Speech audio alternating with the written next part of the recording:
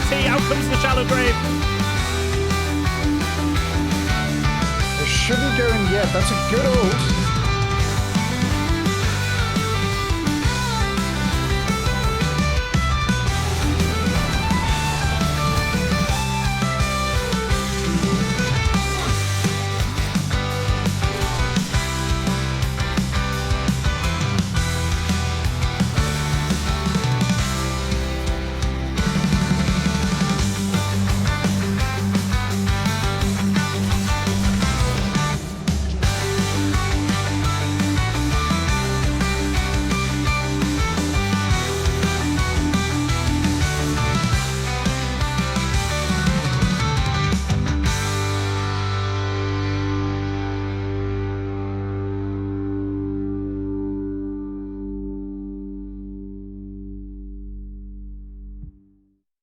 Right, we going in. We got Spherical picked Radiant, a team after my own heart, and Gubcord going for first pick. I don't know about you. I always pick Radiant because I like being the good guys, and I don't like having to choose between first and second pick because I think there's merits to both. So it has nothing to do with how the map is laid out, how you want to play. You don't have like an idea. I want to have an easy camp to pull, an easier stack. When I look at the stats, when I look at the stats, I win more. Like most people seem to win more on Radiant. So I put that purely down to a psychological advantage of, you know, it's the light side. You feel good about yourself. Everything's pretty. It's just open green spaces. It's better for the mental health. It might be. It might actually be a case where if you play Dire, you're way easier tilted. And just, I think there's also an element aggressive towards your teammates. There's an element of liking playing left to right, but I do kill myself more on Radiant when I'm running away and I accidentally click on the map. That is a problem. I've encountered that a few times myself. 10 seconds remaining. Bans coming out. We got a Shadow Demon ban. Bubble Boys still getting banned. And then a Viper ban and a Techies ban. Getting rid of the just win mid hero. The Viper, you mean? 10 seconds or the Techies? No, not the Techies. I don't view the Techies as the just win hero. Although please correct me whenever I say anything incorrect, because it's going to be needed. The Chen ban is interesting. Who bans Chen? Who bans Chen against Goose? Did we see a Meepo on a horse Chen in GTI? I am going to end up repeatedly referencing GTI because that is the other time I've seen these teams play. Did they actually play in GTI? Do we know this? Gubcord. Oh, I can't remember who they played.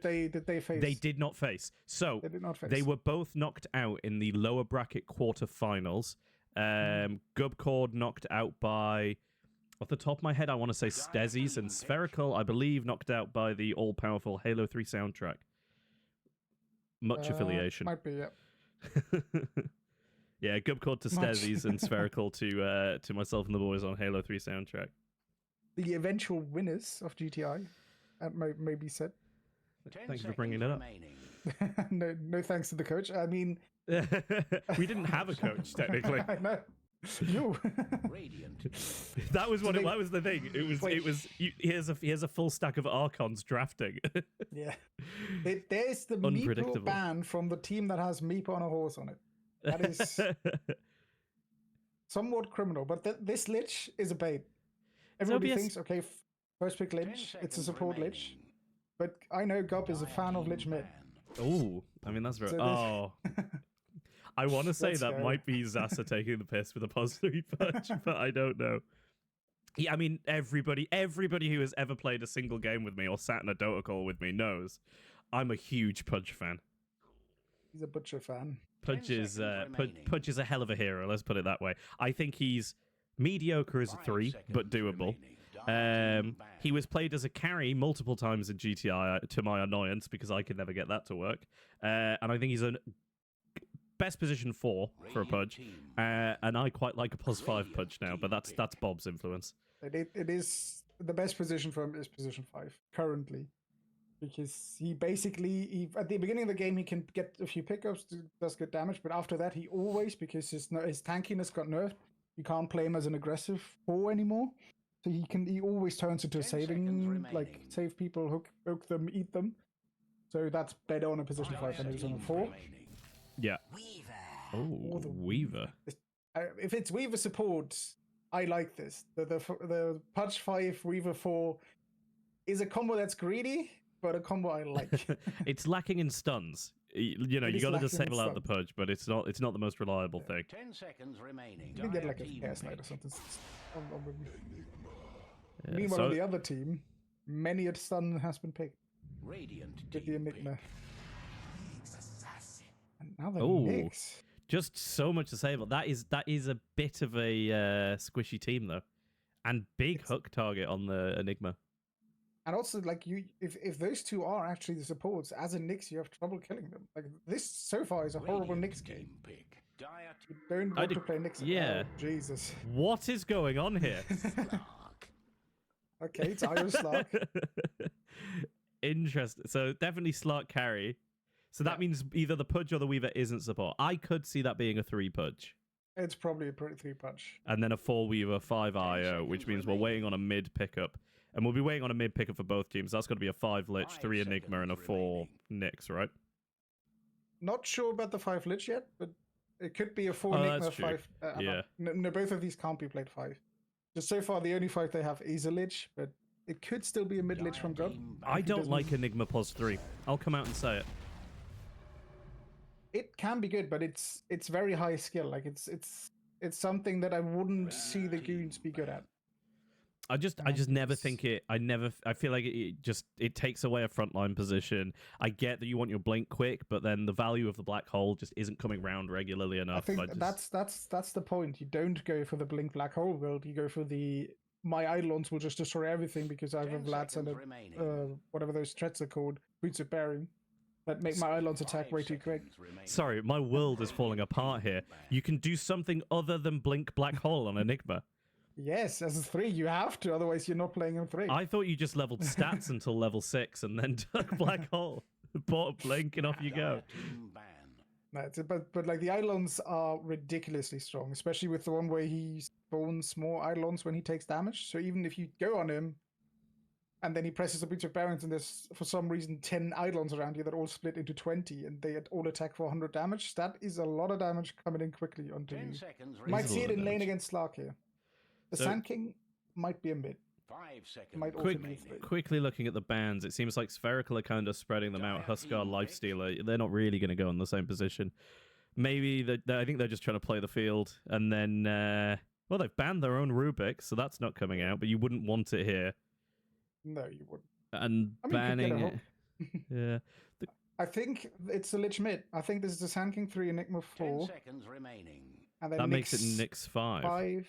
Might be, or maybe it's a Lich 5. I mean, they would pick them. I kind of think if they can manage the Lich mid, you did a Lich mid, Sand King 3, Enigma 4. You're still Nyx 5, aren't you? It's Enigma and it could be Sand King mid.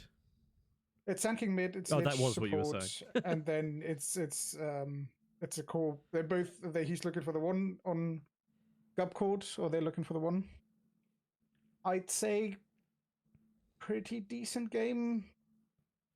Oh, most of the cores. I love a Kess pickup here, but I don't think he's in ranked or in captain draft yet. Captain's draft, yeah. I'm actually not sure, but I'm doubtful.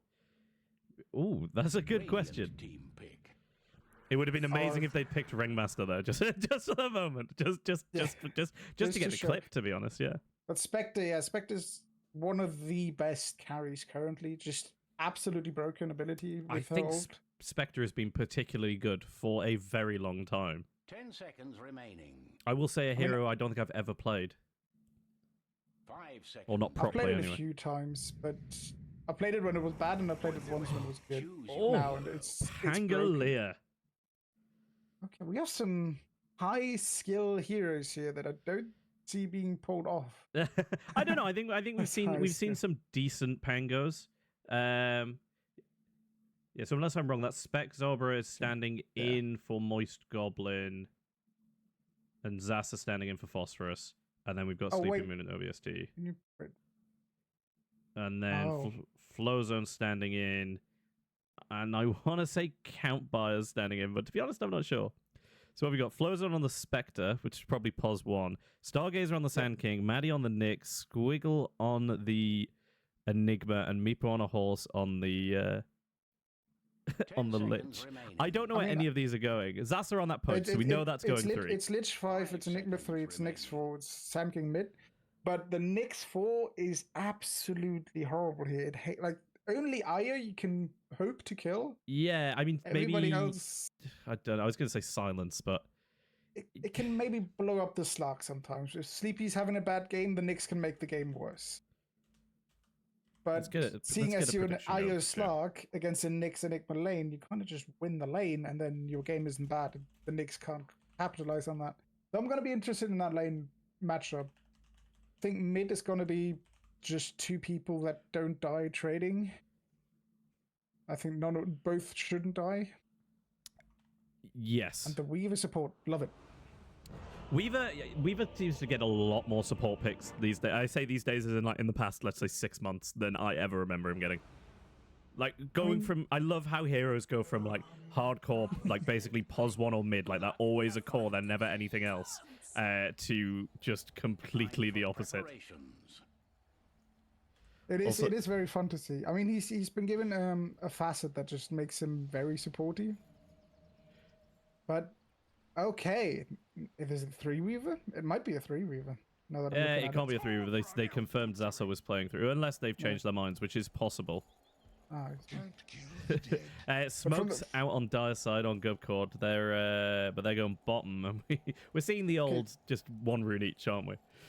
Probably, yeah. 2 runes each. Flowzone hiding somewhere in the jungle. They're not going to find him there. Okay, I said I like the support Weaver. He's gone the wrong facet and the wrong level 1 spell. So I do not like the support Weaver anymore. It is criminal to not play support Weaver with the leech, like the experience gaining from a swarm. And then, like, if you get a level 1 fight with 3 people, we might get a level 1 fight. The ward goes down. One. And he runs in with his... They're not going to get anything. They're too near the tower. No big pudge hook. Don't know where that was. He's got it up. He's getting tipped. Getting tipped for not hooking. No matter what comes through that Alright, it's a raid coming in. Even trade. Flowzone is cowering behind the tower. Quickly before... Oh, they've paused the game anyway. It's actually a perfect pause for me. Oh my god. Thank you very much for the raid. Thank you for coming in. We are just doing a friendly Dota 2 game. It's a best of 3. Team Spherical versus Gubcord. I'm not sure what's happening with the pauses, but it actually came at a very good time, so I could say thank you for the raid. Oh. Kayla, I keep missing your streams, and I keep meaning to catch them. Right, sorry. Why have we paused? Okay, I got raided, so I was dealing with that. Orbs has to restart. And but the first pause, as far as I recognize, was Flowzone trolling a bit, saying it's bugged, he can't block his creeps. So will they have to remake? Because he's Spectre and is a new Nadus and he's always faced. Yes, I love it. That's ridiculous. Should we check out some starting items while we're waiting? We can. What have we got? Slark. So this is a pos 1 Slark. We're confident it is, isn't it? Pos 1 Slark, Pango mid. It is Slark IO. Yeah. Orb of Venom on the Slark. I mean, it's quite a lot of money. Well, how do you feel? I guess he doesn't need anything else, really, does he? With an IO, you want the slow on. Either you want to be really aggressive, and then the Orb of Venom is kind of good. Yeah, and I mean, he's stealing stats anyway, isn't he? So more branches or anything aren't really helping. You bite for the slow. On the other side, we've got... Well, I mean, this is just standard. I'm an IG carry. I've always wanted to be a giant space crab. All right, let's see. Let's do the interesting thing. What have the supports got? Blood grenade, sentry, 2 fairy fires. That's a lot. A lot of fairy fires. No blood grenades on Clavisymbol. Terrible. Terrible. Can't believe it. Oops. Cannot believe it. Other side, Lich, no blood grenades. Single blood. Where are these blood grenades? Come on, boys. Such value. Nyx has one. Nyx has one, but we've only got 1 support on each team buying the blood grenades. Styles of Pudge, double gauntlets of strength. Right, the pos 3 Pudge. How do you feel? How are you feeling about it? I agree. It's not pos 3. It's pos Oh no, it's +3. It is Never mind. +3. Yeah. I do share the same feeling with you that it isn't as good as it used to be because he's just like he relied a lot on meat shield to be a very good tanky spell. Yeah. And they nerfed it 3 times, and then he's not very tanky with it anymore. So you're kind of not the tank anymore. He's also gone for Flayer's Hook, which I think you do the other thing if you go for 3. See, this is where we disagree. I think Flayer's Hook is just better by a mile. It is Flayer's the Hook better is just the facet, better but if facet. you want to play 3, you have to get the other one. Otherwise, I feel you're like just the strength gain on the other one isn't enough. It's very good. It's because it is active strength gain, or like you gain active HP from it. You heal a lot by getting that. Like you heal a lot if you go on someone and you rot and take damage while you're doing so. You can heal up to full back with your ult instantly because of that. Yeah. passive. Yeah, fair enough. So maybe I'm not. if you Maybe I'm want to not seeing it that tank- way. If you want to tank as a 3, that is what you have to do. See, I just think the Flayer's Hook gives you so much more kill potential, especially early. It's a lot more damage, and that's what's going to then get your flesh heap up and your strength up to have more health, to just be able to tank in general. That is true. I mean, it is a better facet of the 2 by far. So, kind of fine to take it. I think mid They're just- pretty even matchup. Would you say neither's going to die? I think you would said say this that as before. well. There could be mistakes made. I think Pango has kill potential, the same as Sand King, but most of the time Sand King's just going to sit in his storm, kill all the creeps, and then Pango's going to kill all the creeps. And Oh, We'll lot of see. stats going Slock's way here. Stun comes out from Nyx. Oh, Slock slow, Eidolon damage. oh, that is First the Eidolon damage right blood. there. Sleepy Moon getting a little bit aggressive there, perhaps. He is. Like, he's thinking, I have an IO with me, I can't die. But these Yes. Eidolons, they hit hard. Yeah, doing a lot of work with the Eidolons. Zaza really running for a courier here. Only level 2. He does have rot, but I think he needs to remember he's going to take a lot of damage. Oh, Oh, bit of a whiff. You miss every And hook he you don't TP's out. throw. I think the Just right, missed the hook, TP out. Let's go. the right move at that point, to be honest. He could have just walked away. He probably He could have. could've. I feel he's a bit scared. Maybe a bit too scared of the Spectre, but Yeah. 'cause Also, Spectre doesn't want to come back either. It's also important to click the Lich's inventory and see that there's no mangoes. So this Lich is not using a spell again for like a long time because he's bad at getting back mana. I mean, also no mangoes on the Weaver, but I mean, he's at least throwing has down a mana lot of regen, harass. right? He. Oh right, yes, I forget. Lich now has 0 mana regen. He gets a bit of mana back every time a creep dies, but at the beginning of the game, that's not a good amount of mana.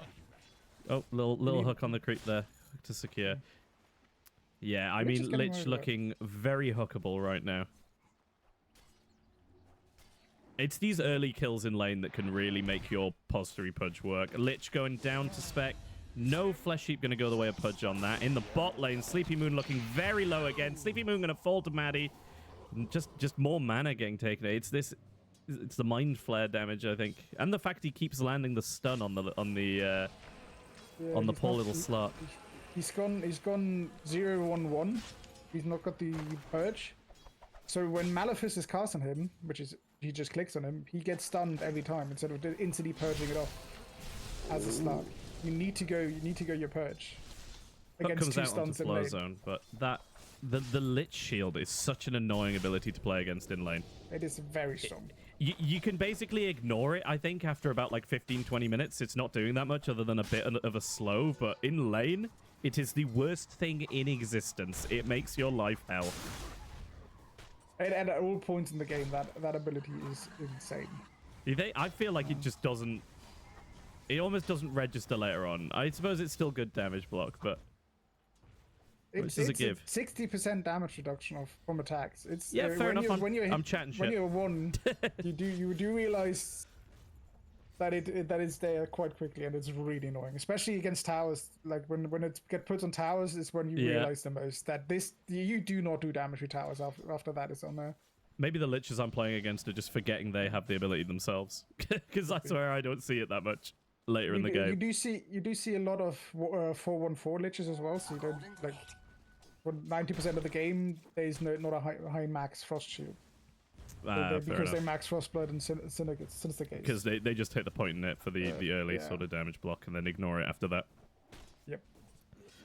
I mean, so far, I mean, we've had a little bit of action, but they're not doing that much. 2 kills for Gubcord, 1 kill for Galosri. Oh, Zasa going aggressive onto Flow Zone. Frost Shield comes out. He's going to make it away. Now turning back. He does have 10 stick charges. He can try and bait this fight. Bait Flow Zone in. Oh, he really does. Not 10 stick charges, 10 wand charges. It literally it's big bait. Out comes the stick. He's looking for a hook. Oh, is he going to throw it? Throw the hook! He hits it! What a man! What a player. He did consume a Lotus and his Swan charges, but worth it. Worth it for a kill on the pos 1. And not just that, it's the Flesh Heap stack that you got to remember. That's so big. Oh no, Sleepy Moon. Dead again. Okay, falling again in the bot lane. I did not think that he would be this inexperienced playing against Enigma. And I mean, just look at the last hits. I mean, he's really struggling. 11 last. But I mean, so is Flow Zone on the Spectre. Yeah, but Spectre can recover way easier than Slark. Slark needs a good lane. That's why they picked the Io as well, right? You normally pick an Io to really make sure this guy doesn't die in lane.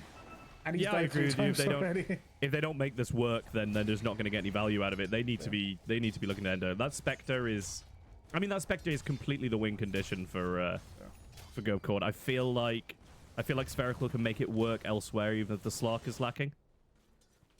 Probably. I feel, correct me if I'm wrong, the game we're going to watch here is, can Spherical win? Or can Gubcord hold out long enough for that Spectre to come online and win them the game? I could see Gub maybe stepping up and completely carrying on the Sand King. That can happen. The hero can absolutely dominate games.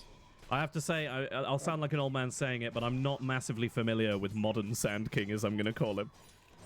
He is... I remember Sand King in my head is still the Sand King from 5 years ago. He can do some pretty damn stupid stuff, as we see in mid right now. Oh, here we go. We might see the first kill go down in mid. Ult comes out from the Sand King. IOTP coming in for OBST, but OBST is going to fall early. Is Gub going to push for the IO now? Nope. IO not quite looking killable enough for him. It would have been ballsy. But, if you want a little breakdown of new modern Sand King, look at his skill build. He's gone 2-2-2 because all of his spells are so good that he can't decide which one to max. They're all really strong spells. Sand King with all the mod cons. Yeah, I guess that's it. You got to remember, kids. Your Sand King's not your dad's Sand King. Yeah. It's changed a lot. Oh no, Sleepy Moon might be in trouble here. Oh no, Maddie going around the back on his own in the lane. He is going to jump away. He gets off the Q, so that's going to purge. The stun from Maddie was going to give up. Missed. Yeah, he'd been doing pretty well hitting the stuns on a Slark of all heroes. I think credit where credit's due. He was allowed to miss one. I think we just heard the portal going. We're going to see a lot of Gub going top. Hook goes out onto the Lich. Weaver in as well. Out comes the Dismember. Lich falls. It's a black hole! Only onto 2, but that Weaver's looking very low. Weaver goes down. Zasa now trying to make the run for it. He doesn't have a point in meat shield.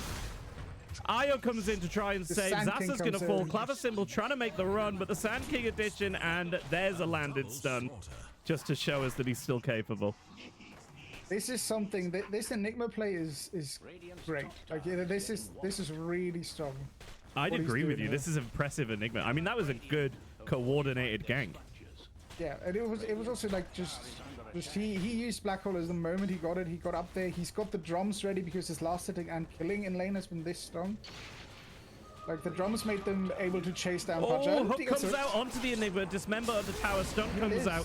Q comes out from the Weaver. Io's coming into the fight to try and save Zasa. Dust goes out. Do they have vision on? No. Dust came out for Gubcord, not against Gubcord. OBST comes in, takes out the Enigma in the back line. Ult on the Pango. Gonna knock the lit. Gonna knock the Scorpion up the high ground. They've got too many Scorpion things. Too many bugs. Oh, Nyx runs away in Viz. Stun comes out. Weaver goes down. That's the fight for you guys. If that was intentional by Maddie, that would be very, very, very good. Well played. You standing next to a cliff against the Pangold and then get knocked up on that cliff so he can't follow you is a good play. If that was intentional, very well done. I'm gonna put money on it not being intentional, but you know what? Let's give him the benefit of the doubt. let's give him a benefit of that. He's Great played play. well Great so far. There was sadly a distinct lack of level 6s on the supports that would have turned those fights. What have we got in terms of hero levels? 4, 5, 5. I mean, we've still got a 5 on the Spectre. Nope, just hit 6. Just hit 6. So just lacking on supports now. I mean, Lich only level 4. The fact that the Spectre's so low on like XP as well. You know, it's not like he's just been out of the lane so his carry could get more. Dire's top tower is under I mean, attack. the Slark has more last hits than Spectre. Spectre is struggling more than Slark is. Which I wouldn't expect, and seeing how good the Enigma played against him, but... They're absolutely neck and neck on net worth, though. Yeah. Yeah, because of the few assists that the Spectre got, right? He's 1-1-2, while Slark is 0-3-0. Isn't well at the moment. Yeah, I mean, Slug's not had a great time. No, he's trying to recover. He's going Midas as well. Fortified their I hate it, but it's kind of the only thing he has to do. He can do at this point. top of things. Honestly, if I'm Midas for Spherical... 50 minutes. If I'm Spherical, I'm starting to worry. If you're wanting, do you know what I mean? You're wanting to get some power out of your Slark fairly early and start getting kills on, especially on your Pudge as well. But, I mean, if we're going to see similar similar level of coordination as we just saw. Oh, Maddie's... That was really well done by us. Maddie under the tower. He does put the shield. Oh, oh no. Puck goes out to the Weaver. Black hole down on only Pango, but it is going to stop the ult. Debatable if it's worth it. Meepo on a horse trying to drag him back in, but not possible. Really seeing no one die here? Oh, Flowzone's in onto OBST. Oh, the turn! Flowzone goes down. Union Prince Gub is up on OBST. They're really trying to kill him. Dismember under tower coming out onto the Enigma. Enigma trying to get out. OBST falls on the high ground. Maddie throws the stun. That might save Countbuyer. Countbuyer getting out. Zasa looking for something. Gets grabbed just to try and cancel the hook. Oh, God, no. Oh, this stun on the Sand King. 2 for 1, but that one is valuable. That is an interesting fight. That is it. Like there was so I'm much. not sure it's over. That's a Pudge that wants a hook. He's waiting for those Eidolons to die. Here it goes. Meepo on a horse into the trees. Kill goes down. Gub gonna try and get something from it. TP coming in though. Sasa picks up the illusion rune just to deny it, I suppose, to Gub. Please turn off your rod, my friend. You're dying. You're dying. Oh, they could really use some vision for Spherical, I think. He just lost 400 HP to just rotting himself. The curse of the forgetful Pudge.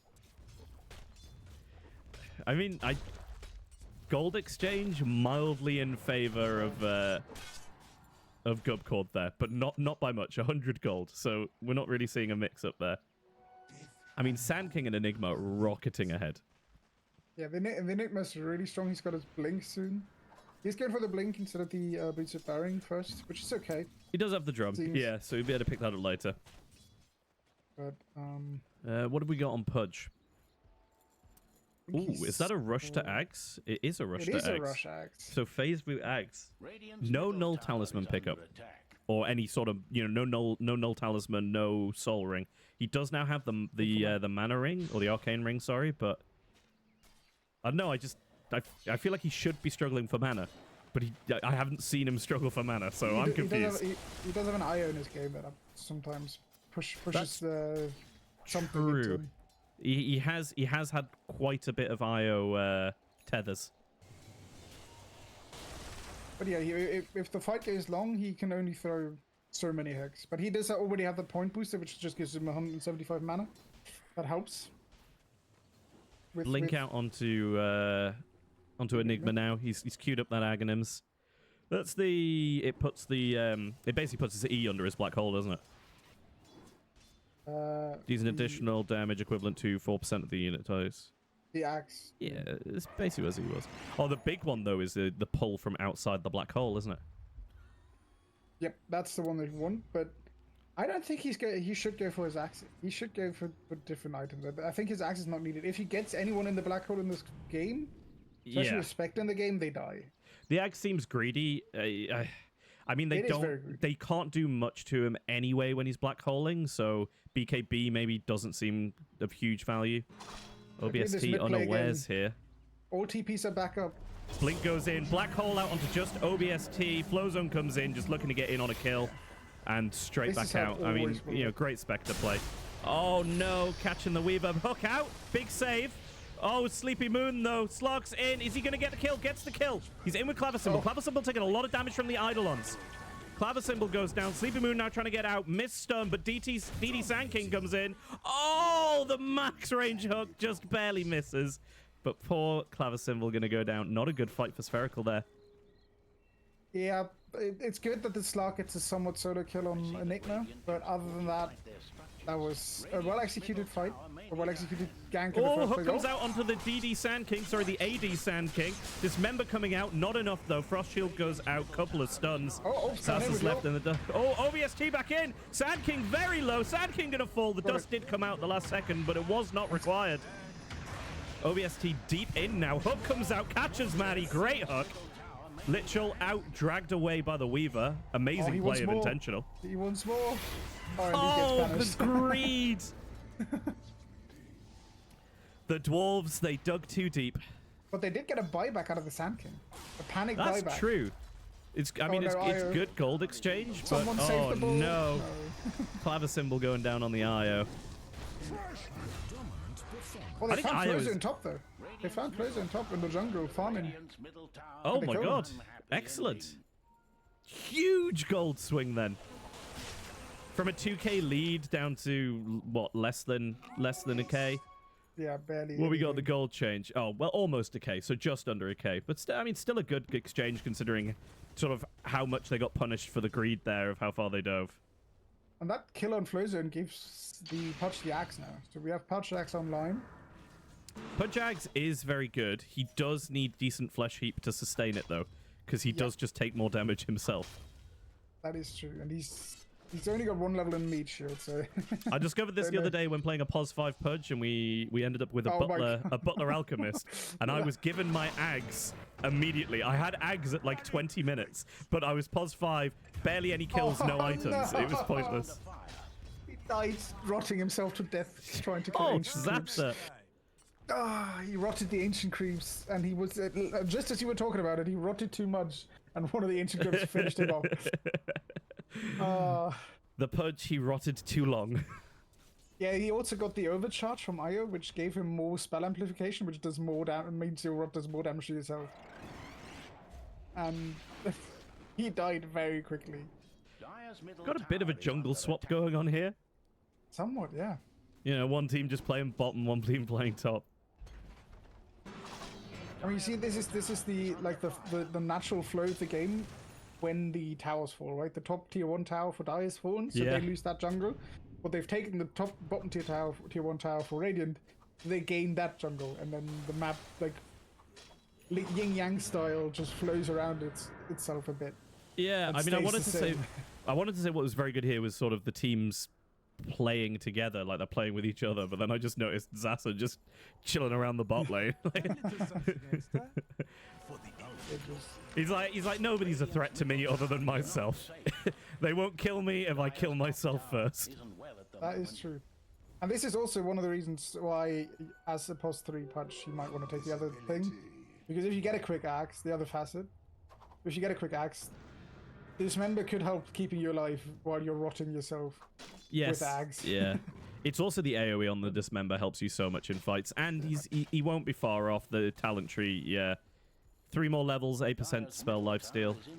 You know, on POS 3 with the Ags, I think it's worth the pickup rather than the extra hook damage. For sure.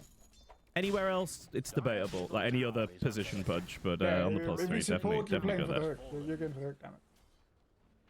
Maybe it's what we're building. Ags as well. Stinger attack areas, okay, because the shard's the epicenter for how far you walk. Maddie hunting, but he has been spotted. They know Maddie's around here. And they've caught him. Sleepy Moon straight onto him. Out comes the Spike Carapace, but he's still getting very low. Black hole! Oh, the hook out the black hole! Dismember on top of that. Maddie going back in. Union Prince Gub for 1v1ing Sleepy Moon effectively, but Maddie's up there too. A lot of damage coming out from Stoutstorm. Sleepy Moon trying to escape. Gets himself stuck. Is he going to make it out? He's got no mana.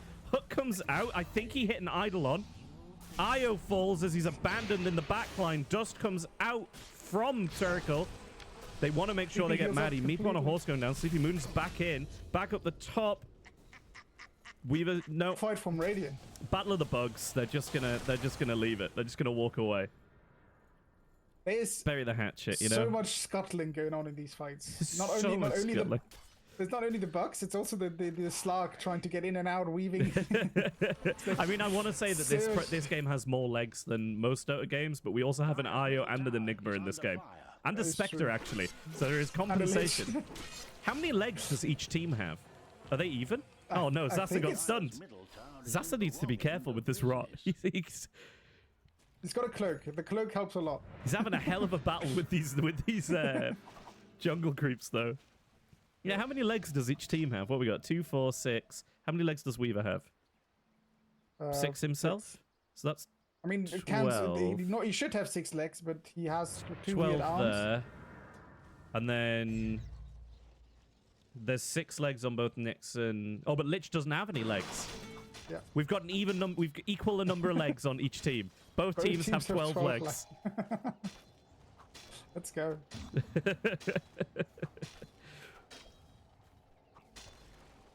But I would like to say that all of Gubcord's legs are on 2 heroes. They've got 3 legless heroes. Yeah. Does Lich really have no legs? I think. Yeah, he does not. He's got a weird. No, cone. he just. I mean, he might have legs under there. Who knows? But Spectre might have some secret legs. No, I feel like we just have to not count secret legs. No. Secret legs don't count. All right. We see a typical mistake being made by the Slark, where he is going for his axe before going for his axe shard. Which the axe shard keeps you alive more than the axe. Provides bounce charges, increase range. Yeah, well, it's basically an extra static ult, isn't it? Yeah, it's really like the shard is extremely strong, especially against the black hole. If you can get it off before the black hole, you just heal it back up. Who picked up that? Maddie getting the shard from the Tormentor there on the Nyx. That is that Vendetta applies break. Ooh, applies break. That is can be good. very good against Slark. It's good against Slark. It's good against Pudge as well. They've got the flow zone top, and he's just dead. Flow zone goes down. TP's coming in. Dust goes out. Ult from Gubcord. Oh, this is huge. Sand King. Ult. Lich. Ult. There's the black hole. 2 gonna fall. Flow zone's already dead. Zasa now on the run. I think he makes it out. He's TPing. TP's away. That was very greedy. After the Spectre kill, they just kept on going and just let everybody TP in. Excellent rotations from Gubcord. They really got in there fast. A lot of ults used, though. A lot of TPs going back and forth. Everybody's on Dire has 2 TP scrolls. I'm very proud of that. AD coming out onto Sand King.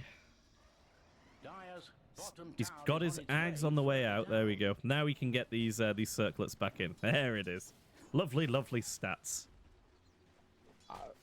This is not the current Sand King build at all. I haven't seen the Axe in a long time. I've never used this eggs. I'm used to the old eggs. These things. Oh, Maddie on the hunt. Hook tries to come out. They had vision. Spike Carapace. Out comes the Enigma. Oh my god, the stuns. Flow zone in for the kill. Flow zone back to farming. That is the most broken thing about Spectre. Like, it has to be said that Dire did pick the strongest safe lane you can possibly pick in the current meta. With Spectre Lich. Spectre Lich. It doesn't get better than that. Like, Lich is extremely it's strong. Spectre Lich. And Lich and Spectre are both extremely broken at the moment. And Spectre just being able to get in like that and instantly go back to farming, like get a kill, and 2 seconds later you're back in an ancient camp. It's insane. It's actually insane. Just being in for the XP and everything. Don't do it, Sleepy. Whatever you want to. Just walk away. They fortified the tower. Are they waiting on Zasa coming up? I mean, this is a bad place to stand. I'm Archon and I know that. You don't stand there if you're not committed to doing something and your team's not with you. I mean, he's hoping that someone walks up the high ground, which I could see happening. I think even if they did though, like he's screwed. Yeah. Smoke comes out. He does the typical carry thing, instantly breaks the smoke to farm a camp. Bane of your life as a support. Zaza's hunting. You're gonna find Zaza's found, but the smoke pops and Maddie's away. Oh, but in comes the rest of the team. Dust comes out, but it is going to miss. Sleepy Moon's on the prowl under the sentry ward, but not going to find anything. In goes OBSD. Zassa's in 2. He's got the blink down. Meepo on a horse going to fall. No worry about the lich ult. Oh, the cancels the TP. He's trying to get the ult off. He's not going to manage it.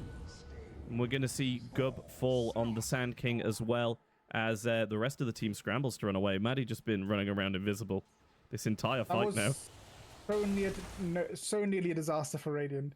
They teamed up on the Lich, and there were 3 people there, and Ops rolled through, and Sand King was charging up his epicenter. Then Ops barely got to Sand King before he got the epicenter off, and stunned him. So he didn't get it off, and then just died instantly. I mean, canceling that TP was huge. I think if he gets that epicenter off, it is over.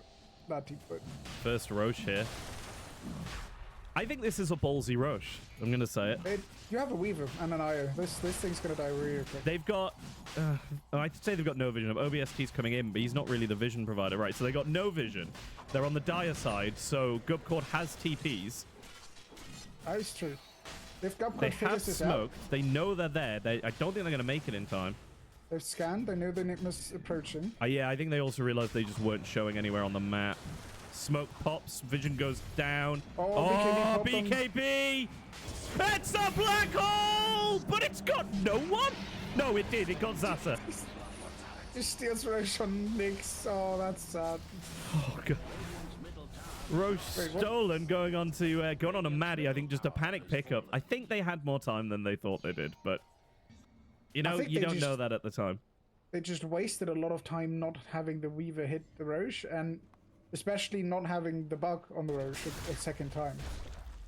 Yeah, but they definitely needed the vision, so arguably, yes, they should have just sent someone else out as the vision. No, they should have just full committed onto Roche and done him and then ran away. Oh, really? I don't know. I feel like they should have just had wards to begin with. Maybe. That is a thing. I think that's the major play. That's what would have done it for them. In my understanding, that Roche should have died long before they did ever rise there. But maybe Sleepy is just weaker than I think he thought he was. Yeah, I mean, possibly. He's got the defusal. He only has 3 permanent agility stolen, though. He's not... I don't think he's got a lot of kills, does he? Oh, KDA on Sleepy, 264. I mean, it's not good. They're gonna do the Torment after this tower, and he might see a dead Nyx if he dares to. Oh, he's got an Aegis. So even if that's true, yeah, he doesn't have to worry. I don't think he's fine. He's fine. It's the only plus 4 he's the only plus 4 to be seen with an Aegis in a while. That goes down quick. They are going to know about it. Oh. They see everything here. They see that they're all low. They should be chasing this. Zeusalt? Zeusalt now? They do not have Zaza near. They don't have the patch near. No? Any Zeusalt? No Zeusalt? Terrible. They do have a relocate. They could relocate. Have we seen relocate used yet? Am I just blind, or have we not seen any value out of it? They have not used it yet. I think Io is genuinely one of the hardest heroes to play. It's definitely not easy. Or one of the hardest heroes to play well. Like, you're barely a hero in your own right. You've got to, like, the positioning that you have, you know what I mean, that you've got to implement, and just sort of knowing what you're doing and where you're supposed to be at what time. Yeah. And especially you're so reliant on another hero. Is real hard. Yeah. Or Io when your carry's behind. Yeah. Oh, big hook. He gets it. He lands it. BKB comes out, but Dismember goes through, but he's got no follow-up. Team's not with him, but team is with Enigma. Ember. Oh, good roll. OBST, huge bash. Maddie's going to go down, but the Nyx is coming straight back. Flowzone's in at the back to kill Zasa. Maddie comes back, but we've lost the Sand King as well. Flowzone going to TP out after getting the kill. Maddie now just trying to escape. He is dusted. Spike Carapace going to stun OBST. Sleepy Moon going to leech him. Meepo on a horse doesn't want to get too involved, but Meepo on a horse might have already been too involved. Spec with the chase. He's in Viz. Oh my god, he's committing on the Weaver. We just have to question if he's committing suicide or not. This is... Are they going to chase? He's chasing? Okay, he's not chasing. Gives him the defusal just to fuck off. That was really well done by Oops. That was a huge ult from the Pango. He's carrying this thing. Yeah. He really made them regret grouping up so much. They were just in one big pile. Fresh axe pickup on the swashbuckler on the W. It's so much damage. Yeah. Credit to Flowzone as well, just jumping in, getting the kill on Zasa, and then managing to TP out. Really thought he'd screwed it and he was going to die, but... I mean, looking back at the net worth, I mean, still... Flowzone's really struggling. Considering he's been farming, he's been doing a great job jumping in, getting a kill, jumping back out. I feel like we haven't seen him die a ton. This is also due to his Only item 4 build. times. I rarely see the Spectre Blade Mail anymore. I think no one buys Blade Mail on the Spectre anymore. He's went for it, and then delayed his Orchid timing, so he couldn't get the kills on the Weavers. And Yeah. the IOs that he should have been getting. Because I think because arguably the Blade Mail had value when you were, you know what I mean, you were either in the fight or you weren't, so you were taking damage, whereas the way he's playing at the moment, he's just jumping in and straight back out, so... These kind of kills would have been possible. Like this IO could have They died. put out Sleepy Moon. Sleepy Moon is going to ult to escape, though, and he's out. The IO just died with Glimmer Cape, Mechanism, and 11 one-shot charges. I'm a bit frustrated by that, but fine. The Dota bot that I got now that so that I could have some, you know, to add some functionality while I'm doing my my Archon to Mortal attempt. That has an option where you can have it call out if you died with stick charges or fairy fires or whatever. I turned that off. I don't want to know. Big dismember, and they're going to catch him again. Hook comes out. Oh, that is frustrating. That was close. That's one of those situations where you couldn't miss if you were trying to miss. You can only miss because you're trying to hit them. They're going to chase Meepo on a horse here. They're going to catch him. The relocate comes in. It's Clever Symbol all on his own, and he hasn't leashed to anyone. He's doing nothing. Oh, what a big ult. Zasa jumps in, is going to take out the Lich, but Flowzone coming in to finish off the... I thought he finished off... No, he didn't finish off Pango. Pango escaped. He killed Slark. He killed the Slark. And then Spec maybe going to get caught? I think he gets out here. Oh, big play on the Carapace. Oh, God. He's going to jump back and go the other way. He's running. I think he makes it. He makes it. But over on the other side, Zasa has found Flowzone. Flowzone trying to run away. OBST's back in. We're going to see him fall. Beautiful. There's some good catches from Zasa. I think for the first time in the game, if we check the graph, gold is up on the Radiant. Is that the first time in the game? It possibly isn't, but I couldn't tell you what half of these lines are. The Enigma sadly has dropped off hard after having a really good laning stage. He has not done anything for the last 10 to 15 minutes. We haven't seen any particularly big black holes, but we also haven't seen like any particularly coordinated fights. I think they've all been a bit on the messy side. It's all a bit chaos, but he's had to use 3 of his BKB charges. He's down to 6 seconds on BKB, and he got 1 black hole on the Roche top. Yeah, that was one of the BKB charges. Other than that, he always had to use it just to not die to Pudge. I also think the big thing though is that, you know, we're seeing a gold lead for the first time go on Spherical, but I think they've, you know, they may have been, I don't know if they've been farming better. You know, Flowzone's definitely struggling a bit, whereas we're seeing a lot better farm on, you know, all 3 cores from Spherical. It could just be from fights, I don't know, but this sort of chaotic fighting style where everything's spread out and it just looks messy is very much in favor of Spherical. Yeah, definitely. That's what Slark wants to have, right? That's a Slark dream. It's not just that the Slark wants to pick them off, it's also that all of the ults on... oh, we are going to see the Weaver fall. Where did he die? Oh, he died in... Flowzone's doing stuff. But Zap is also doing stuff to Flowzone. And now the rest of the team comes in to do stuff to Flowzone. Stuff that Flowzone didn't want done to him. Yeah, that was basically Spectre staying too long and not being able to reality back. He had to, because he took so long to get his Orchid, the Weaver's actually quite tanky now, because he's got the Pen Talent and he's got a Spirit Vessel and a Bracer. Oh! He didn't die. Caught Gub just trying to TP out. Lich ult goes out. Bit of a waste, if I'm honest. Is he going to come out of Invis? Comes out of Invis, but he doesn't take the Bounty Rune. And there's OBST. There's Sleepy Moon. There's a missed hook from Zasa, just trying to get involved. He's like, guys, I really want Flesh Heap. 16 Flesh Heap. He's not doing bad. 32 extra strength at 35 minutes. What does he have?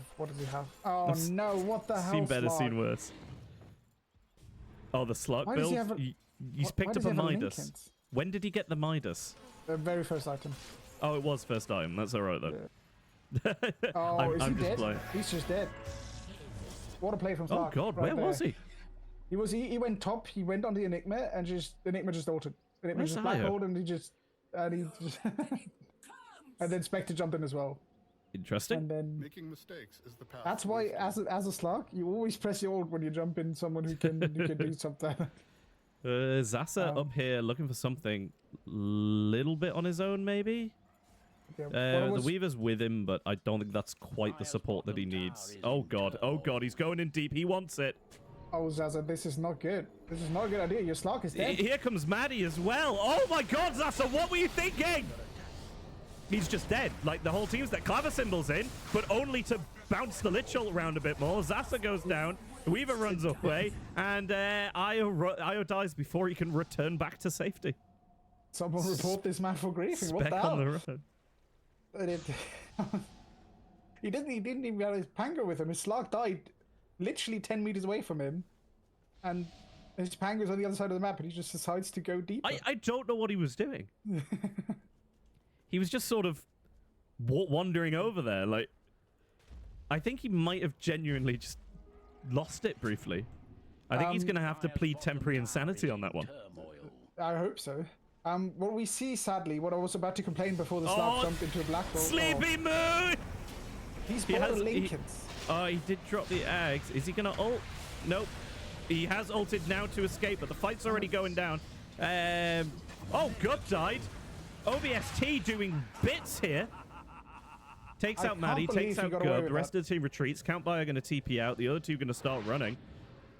Sleepy Moon on the chase. Almost finds it. He is going to find Meeple on a horse. Gets the leash. No vision. OBST coming in. Here comes the rest of the team. There's the dust.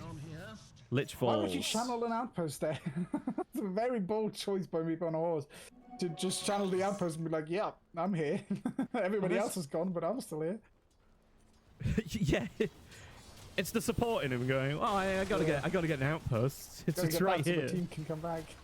Maybe he didn't realize everybody else had TP'd, but I mean, it's no excuse. So every other time I've tried to talk about this, a fight oh, started, so Zasa's in again. Zasa's really trying to punish this Enigma, and I don't think he realizes that he struggles to do it. The Sleepy Moon coming in from the other side to add a bit of damage. In comes Flow Zone. Out goes Flow Zone. In comes Flow Zone. Shake it all about goes Flow Zone. But they can catch him here. Blink and Punch up in... Oh, it's in the... Here comes again. OBST. Oh, the bash. Yeah, he's dead. Oh, missed pounce, but yeah, Flow Zone's not doing the hokey cokey anymore. He got a bit too fancy there. I think if he just walks on the... Instead of swapping again, he just walks top. He's fine. I would... just walks back to base. Yeah. I don't know why he swapped back in again. It was an interesting move. He thought the Slark could catch up, but Slark had no pants charges anymore. He couldn't, but I guess he was scared. He got scared of a Slark. Honestly, I don't know why he went in the first place. He wasn't saving that Enigma. Yeah. No way. It's these fights without everybody there that Orbs is just destroying people, and you need to deal with this Pango. Orbs with the Disperser now and the Skull Basher. Weirdly, we're seeing the reverse of what we predicted. I think Maddie's just going to look to break the creeps, but yeah, he's going to try and cut the creep wave, but I don't think they need it at this point. Yep, they can just overcharge the Slark, and they're going to back off. Just take the melee and then leave. I mean, something that two of your cores just died for nothing. That's kind of good. You can just keep that. Yeah, I mean, this reverse we're seeing here of, you know, Gubcord that we thought would, you know, maybe come online a bit... Well, not come online a bit later, but they'd be holding out for their Spectre to start doing bits. Their Spectre really feels like it's fallen off.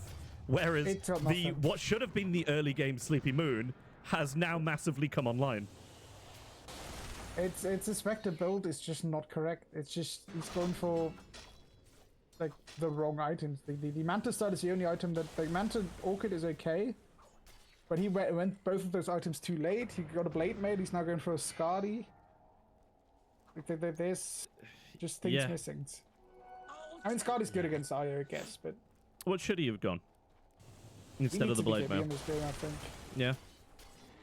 Needs to be able to walk out of these ults. Yeah, that's fair enough. It said the Blade Mate, he had to rush an Orchid, right? I assume the BKB really is going to help you with the Rolling Thunder, isn't it? It is. Whereas, because I can see the argument that, oh, why would I get a BKB? I'm still going to get dismembered, but only one person on your team can get dismembered. You can all get Rolling Thundered.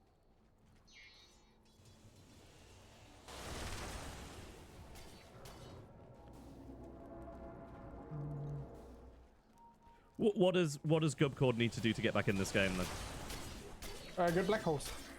Good Big Black Holes with the Sand King there. I think Enigma and Sand King should not leave each other's sides. You need a Sand King and you need a... Like, this Axe on Sand King has not done anything.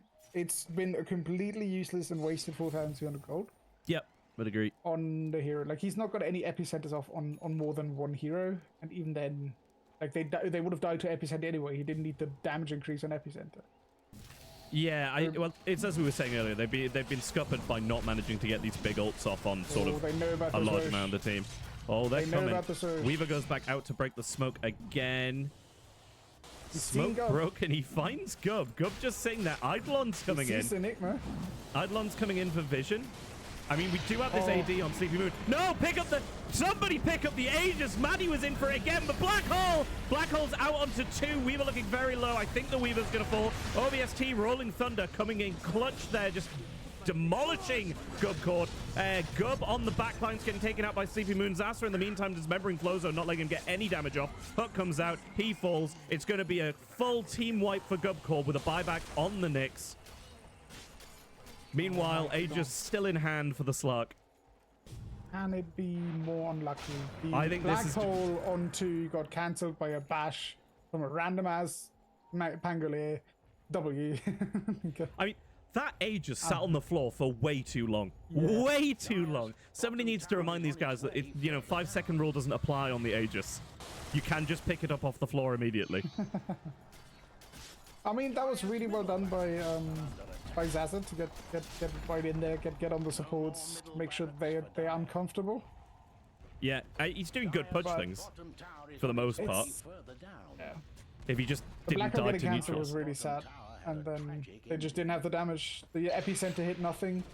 It didn't epicenter the Black Hole. The epicenter tried to epicenter the Slark, and the Slark just jumped away. They didn't kill anyone. They split their tension. They got one big ult on 2, and then they got another big ult. We did see the lit shot go out. That was fairly good. On different 2, yeah. But it's as we said, Spherical split the fight, didn't they? Yeah. And to be fair, the Slark wasn't even in that fight for the first 5 to 10 seconds. He was busy trying to work out where the Aegis was on the floor. Big hook onto Meepo on a horse. Oh no, don't Malefice go in there. is going to come out. It's going to stop him. But I think Meepo on a horse falls anyway. Gub getting off the epicenter, fairly big. Clavicle's going to fall, but Gub's going to go down as well.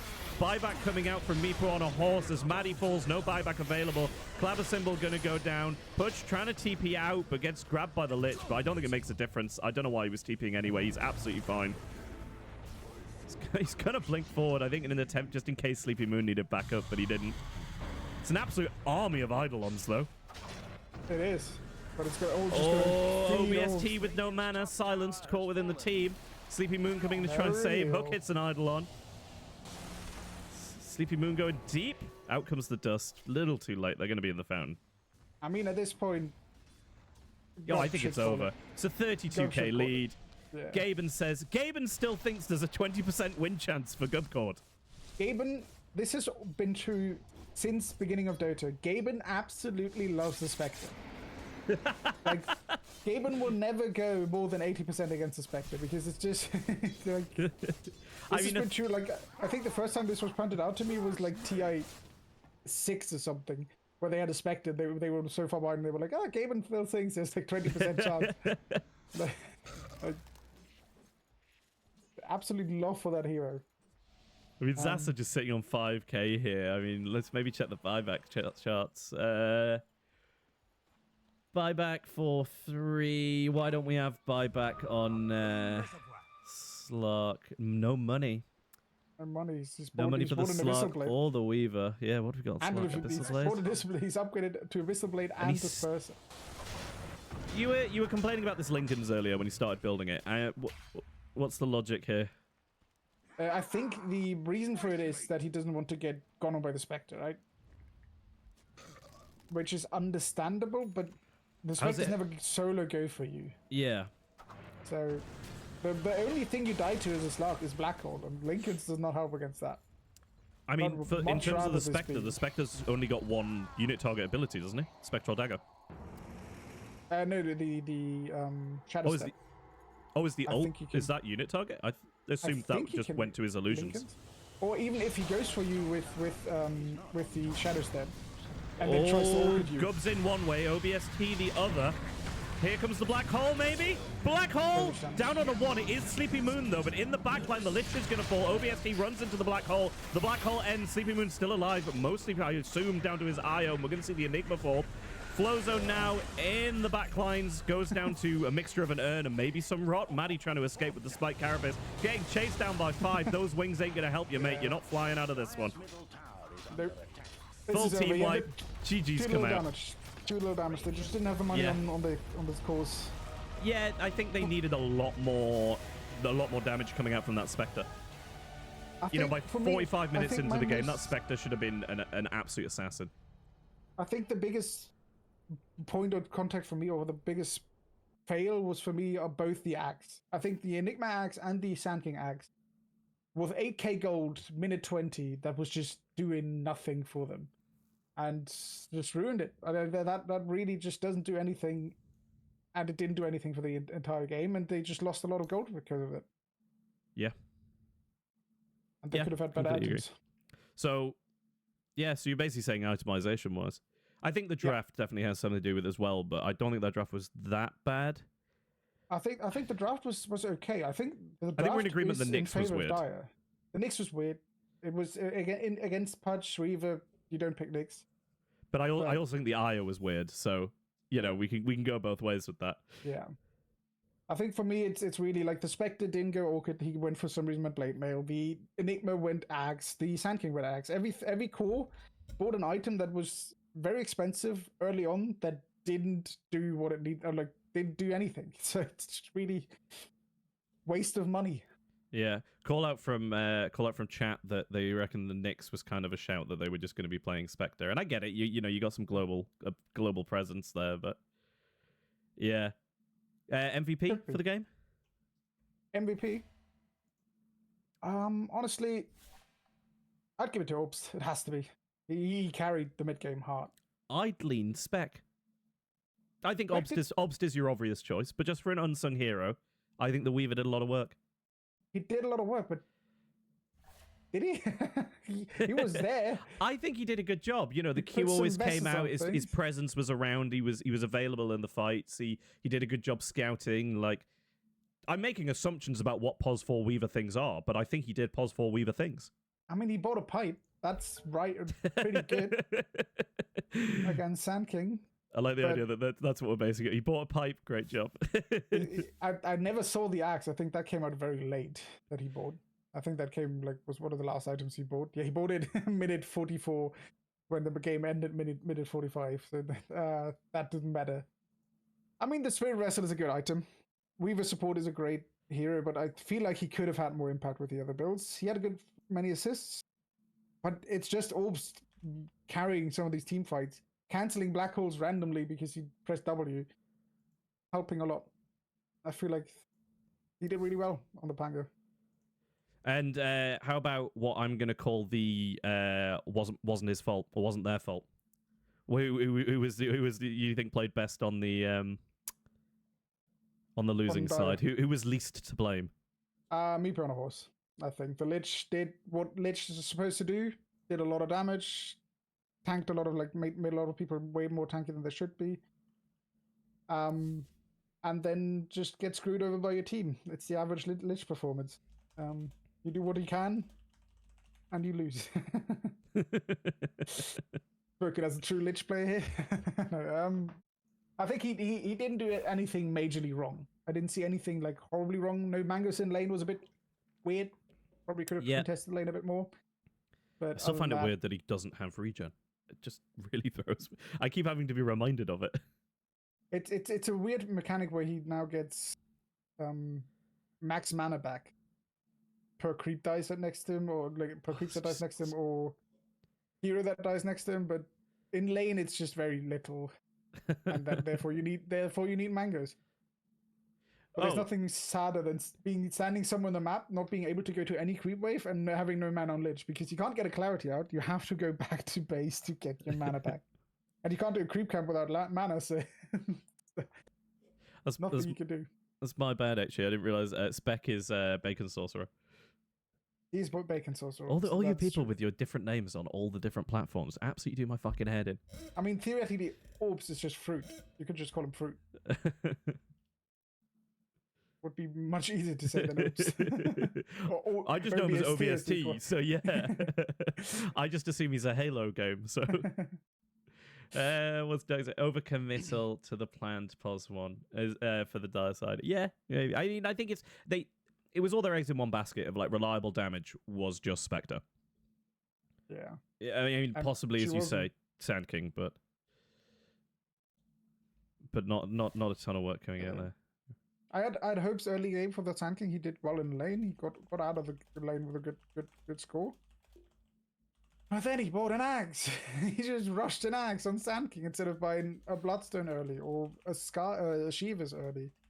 Or even, like, I would have supported the right-click Sand King where you just slap people around with, like, I don't even know what you get there. But they are builds that are all better than an axe rush. But it's fine. I like seeing the Pudge win. And he played well on Pudge. I did consider for a short second giving Zaza.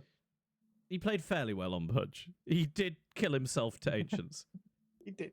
He just suicided on the Ancients weirdly for no reason at all. Io giving him spell at Antho. What is that Io doing? Just giving him spell out. Yeah.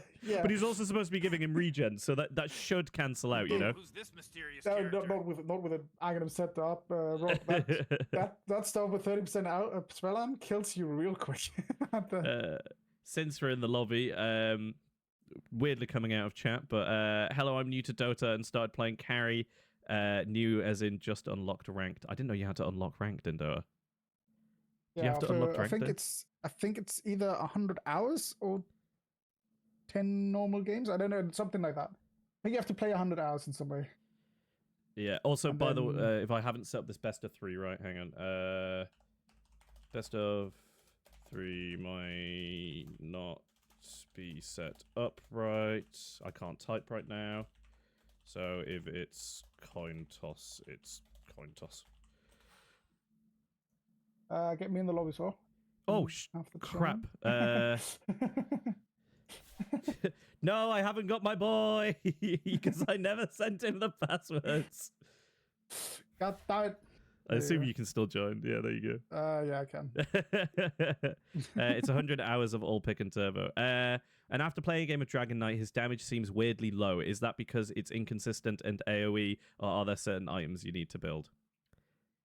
I mean, there's certain items, damage items mostly. Yeah. But Dragon Knight is a hero that excels in surviving things because he's so good at that, and then you just need to buy damage. So one of the main items you need to buy on Dragon Knight if you want to carry is Armlet of Mordigans, because that trades some of its availability by doing damage to yourself over time for a lot of damage, and then the damage will come in, and then you just need to stay on top of the damage, keep buying damage items, because tankiness comes from itself. So you just need a BKB, and then everything else is damage. I hate Armlet. It's just too much to think about for my little brain. Armlet is a bit like for someone that is only playing 100 hours, has only played 100 hours. I wouldn't recommend playing Dragon Knight right now because you do have to buy an Armlet, and Armlet is kind of difficult to learn. The only thing you got to remember is that you got to turn it on and off again. So when you go into a fight, turn it on. When you leave the fight, turn it off. And if you're about to die, you can try and turn it off and on really quickly. But the punch ban coming out straight away. But I mean, mainly I'd say just pick a guide. Pick one of the high-rated guides. They're not the most amazing things, but they'll get you started off. Yeah. 10 seconds remaining. I think one of the best things you can do is get it by Dota Plus, but if you can't afford it or don't want to buy that, I think you can actually get weird Dota, like fake Dota Plus stuff through Overwolf. You know, it's like a weird, like, I didn't realize it was like a weird game modding thing. I only have it because of, like, I had Minecraft Feed the Beast, but Overwolf seems to have like a bunch of weird, I don't know, like overlay stuff you can get for different games. I could be completely wrong on that. I have Dota Plus, so I kind of see it as the amount of hours I have in Dota. I might as well buy some stuff at the expense of it mining Bitcoin on your PC. Okay, apparently don't get over, Wolf. Okay. Look, I wanted to play Feed the Beast. Leave me alone. Similar bans coming out for Spherical. They're getting rid of the Viper. They don't want to play against, and the no Techies. Chen ban here, so maybe we see the Chen pick. 10 seconds And then we're seeing Enigma ban, and then an Anti-Mage ban, which could imply what they're going to pick. They just don't want to deal with Enigma again. And then a Respect ban on the Pudge. They don't want to see that again. But then Lifestealer and Storm Spirit bans. We saw them last game, but a lot later in the process. It's a bit early to ban heavily counterable cores. But I guess we see a Tusk pick. I like a Tusk pick. A Tusk can be a very good hero as long as he doesn't take drinking buddies. Which, seeing as he picked like the Weaver, the wrong Weaver facet. My main experience with Tusk is that I've got a friend who doesn't play Dota that often anymore, but when we do play, we always just do like what we call meme strategies or like, dumb lanes. So it's always just like bullshit, like, Tusk Slardar, and you just get in. Yeah, you're either throwing someone or you're in a snowball together or something like that, or just like, Pudge Lena, that sort of like stuff. Yeah. The big one is it's an even better lane if you can give it a name. So like Huck'em and Cuck'em for Pudge Lena. That's a great meme lane. But then like Slardar and Tusk doesn't really have a name, but it's just such a funny thing. Yeah. Snowball in and then stun them. One of the funnest lane I've ever had in Dota was with Redless when he was playing Ogre 3 and I was playing Tusk 4. And we were just two beefy boys absolutely wailing on them. But they were also like really tanky. 10 seconds remaining. Like 1 in 5, and it was just a man fight slaughter the entire lane. Like 10 minutes in, like that lane overall had died like 24 times or something stupid, but it was just absolute man fighting. Phoenix. Yeah, Phoenix. I love Phoenix. I haven't played Lovely Phoenix in a while now, but he's so good. Lovely counter to the PA. When they made him just like, budget Radiance or like, self-damage Radiance. They made him very strong. Love it. It's the most annoying thing when you forget about it and you're trying to kill him early, and as he's losing health, you're like, why am I taking damage? He's not even hitting me. It's like, oh yes, I'm killing myself by hitting him. Yep. And then he also got like that, the W got reduced a lot in cooldown and made a bit stronger. Like he got a few buffs that made him really strong. I've always been a Phoenix enjoyer, to be fair, since he came out. He's one of the few heroes that I liked on release. Usually I'm upset about change. You played when Phoenix came out? Jeez. Mate, I've been playing since 2013. I didn't even realize the hero wasn't a Dota at the beginning. Back then I was still a League player. Oh, you disgust me. You've ruined it. Axe. Oh, I love an axe. God. The lads are doing a really good job today of picking heroes that I want to watch. So, thank you. This is a beefy lineup. It is. If Timbersaw or OD. If the Necro comes out, yeah. Necro Timber. Where do you think that Ogre's going to go? What's your preference on Ogre positioning these days? Ogre Phoenix supports. I would probably like. Oh, it's got to be, doesn't it? They've picked the axe, haven't they? Yeah. It's probably a Phoenix 4, but I want the Phoenix to go 5 and the Ogre to go 4 because I don't like Ogre 5 that much anymore. What do you think of Ogre 3? Sadly struggles a lot. Sadly struggles way too much in lane. And doesn't really do much afterwards. It's fun. Yeah, it's a lot of fun. Well, I mean, all you're doing is building strength. So like, I get where it's coming from, but you might as well just do that as a pos 4. Magnus. I mean, this is looking at some decent synergy. I think PA Battle Fury. Classic. Oh, Hoodwink. Hoodwink's such a good support. I mean, yes, but they've seen this Phoenix now since first phase, and they've not picked anything to counter it. Like this Phoenix might just go absolutely nuclear. Can you blink onto the egg? 10 seconds remaining. That's why it's such a good PA counter. Yeah. Okay, I agree with you. They're kind of fucking themselves here. I just like Hoodwink though. I think Hoodwink is an easy pick for a value support. Hoodwink is always. And for some reason, he's very popular in the goons. Like, there's a lot of people I play with who love Hoodwink. I'm not going to say anything about sexual preference is that, but You're right. The same might people be- that pick Hoodwink and Dota are picking Squirrel Girl in Marvel Rivals, and they need spamming the investigating. Enchantress or copy pasta. No, it's just a solid hero that can just go nuclear as well, right? It's a lot of fun just shooting that little ball at someone and they just die because it does 3,000 damage for some reason. If you get to that stage, it's always fun and it's great. But if they don't pick Snapfire Mitty or something, or like a Lena, 10 seconds is Lena banned again? No, Lena's not banned. They should ban Lena here. So just to run through the Good Lena bans that ban. we've got coming out the last, we got a Sniper, a Ricky, and a Wraith King ban by Spherical, and then we've seen a Medusa ban, I think because they banned the Anti-Mage on Spherical, so they thought that might be coming out. A Shadow Demon ban because no one wants the Bubble Boy. Huskar and Lena finally banned, as you said it. Somebody got the stream open. 10 seconds remaining. I mean, it's a very obvious Phoenix counter, so it's kind of easy to ban out. 5 seconds. So looking for a carry pick from Gubcord, and then what we've got a carry. I'm guessing a mid pick from Spherical, I'm also but maybe an thinking a mid offlane. pick. It might be a 3, but You can I'm pull also a thinking Magnus mid, can't you? Yeah, you can, definitely can. I don't like Magnus. I'm gonna say it. It's a fun hero. I've not been a Magnus fan for a while. Have you played against him a bit too much and lost your high ground pushes because he just suddenly pulled you I don't in? know. I feel he's. I don't know. He feels clunky. I can't describe. Anyone who watched any of my watched many of my casts knows there are heroes I just don't like for the straight reason that I don't like them. While we're waiting, can I just I just want to give a quick shout out to Spherical for having. I think I've said it before, but not only some of the most beautiful banners, but the absolute Radiant team. best floor decals of any team I've cast for. Floor decal. Have a look at do you know the base decals that go on the ground? Oh yeah. I'll show you them when we get in the game because Sphericals are a work of art. You know, anyone putting together a team, take some inspiration on the artwork. And I love the fact they went for like a texture on the banner. Like it looks like a banner.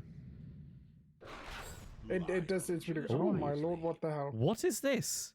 That's a lion. Mid-lion. I hate it. Mid-lion +3 Magnus. Oh, No, it's +3. +3 lion. Alright. Oh, it's a fisty boy. Get ready for some fisticuffs. All right. This might be the single most best Phoenix game I've ever seen. So, Is that mid-tiny +3? No, because it's got to be +3x. It's mid ogre. No, Let's go. they asked before if they could swap, so they're not necessarily in the same positions. We're not enforcing any sort of like must be in your position or anything. Well, You're I a mean, team. Play where you want.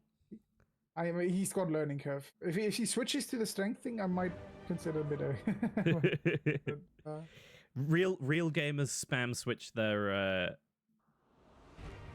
facet at the start of the game because it resets your animation in the caster window. And some of them are hilarious. Like Medusa sort of spirals up from the ground, so if you reset her animation, she just keeps like bouncing up and down on the ground. It's brilliant. Prepare for battle. All right, let's see these starting items. That will show us where we're going. What we got? Nope, it shows nothing. Oh, what have we done now? Proper skacks. I want to say it's got to be carry PA, right? Yeah, for sure. Yeah, for we're not sure. worried Carry about that. Zasa is struggling to buy starting items, so there's that. Seems we're having some connection issues from Flow Zone. Right, this is where we're wondering, though, aren't we? Right, so that's Axe Postry. Ring of Protection? I guess it's armor, so Yeah, you fair need enough, that going against armor instead of strength. Against Tusk and PA, that's a good pickup. Strength pickup. Flow Zone mid, right? Yeah, he's got the bottle queued up. Yeah, close on bit. Works So is for that a- mid. It's a tiny Where one. were we? It's a Yeah. Axe 3, Ogre 4, Phoenix 5, which are maybe those two are interchangeable. I hope it's a Phoenix 5.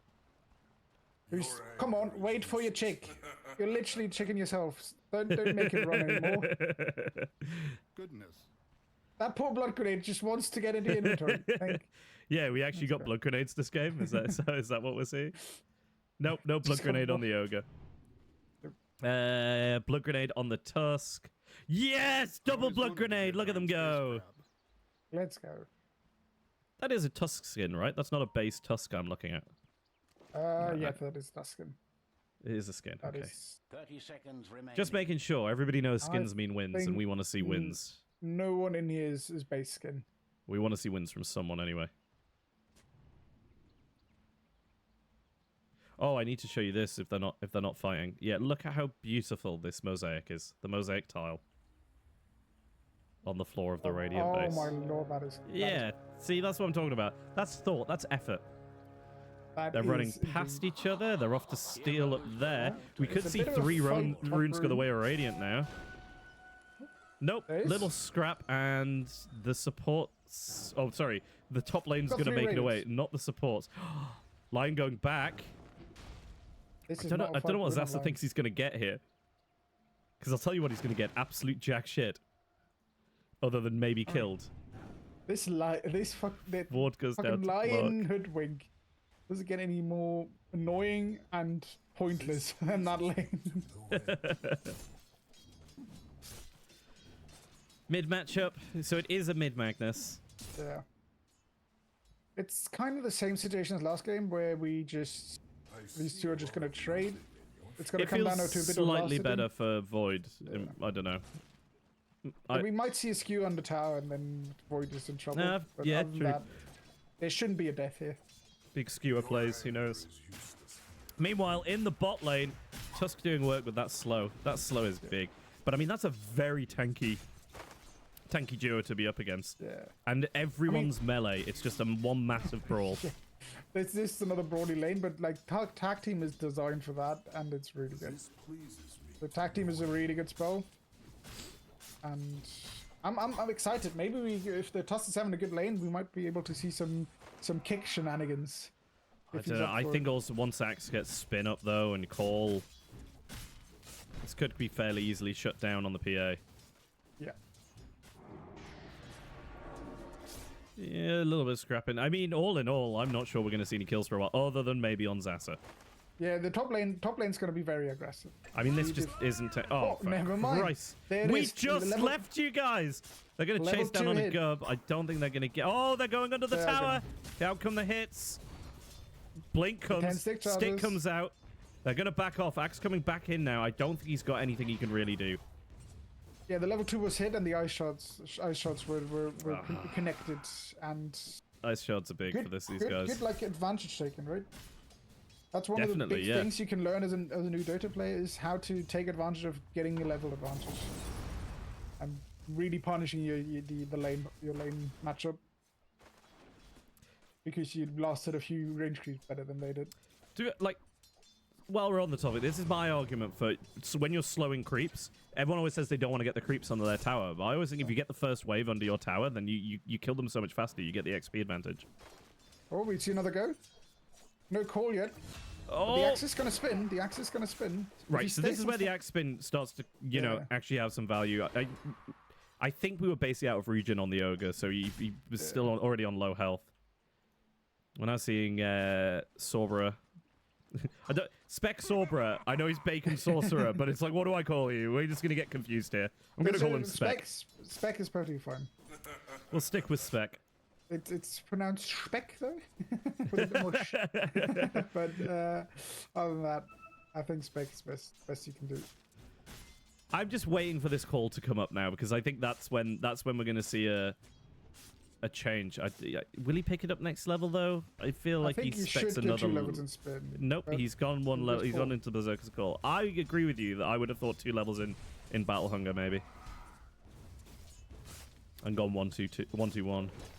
I think Sleepy and Spec got everything out of this lane. Oh, Top is stun good. coming out on the top lane. A lot of hits from Meepo, but you know, not overly doing too much at the moment. Like, quite this happily safe just lane running on around. Dire is so potent to just carry the game. Like Phoenix is And they're really going strong. again. Stun comes out though. There's the call. Couple of spins, but he's Great taking a one. lot of damage. Yeah, but the tag teams run out.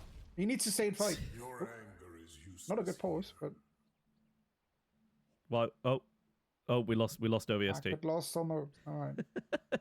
The claim of lag. The claim of lag. He's That's lagging. all. Fine.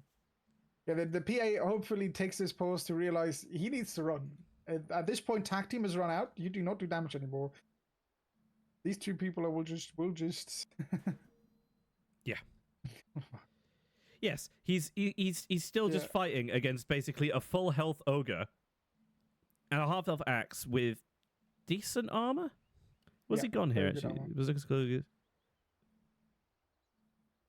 Axe increase bonus armor, increases attack speed. It's gone for the right thing to do when you have melee cores with you. What's the other one? I can't remember what it is. The other one is increases the attack army, speed. That's what. Oh yes, I always go one man army. But no, you're right here. This is one of the few times where I go this one most of the times. Call out is quite a lot of fun, especially because it helps you do ancient creeps a lot quicker. Okay. But yeah, well, because the other thing is, it's not percentage chance on his counter helix anymore, is it? They changed it to attacks to helix. You want as many attacks in you as you can, and if you run into an ancient camp and just call it, it dies pretty quickly if you have a few stacks on it. But the one man army is really good if you have range core, because then it keeps going on even though you have your team with you.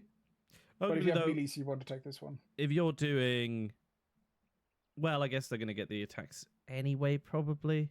I'm trying to work out if it's worse for coup de grace, but coup de grace attacks anyway, isn't it? So they're going to get the 6 attacks eventually, and you're probably not going to kill them much quicker. Yeah. So I guess the only time you maybe don't want to increase the attack speed would be like percentage chance, but it's when you're playing against like a Slark or something, you don't really want them to gain more attack speed. That makes sense. But a good Slark isn't generally going to get stuck in your call. Unless you're timing it very well. Oh, call goes out onto Sleepy Moon. I think at this point it's poke damage. They just don't want them to be able to fight too much. I think at this point, Gubcord can really bully this lane out. Yeah, the off lane has now like gotten to the point where it's too strong for PA and TUS to win. Yeah.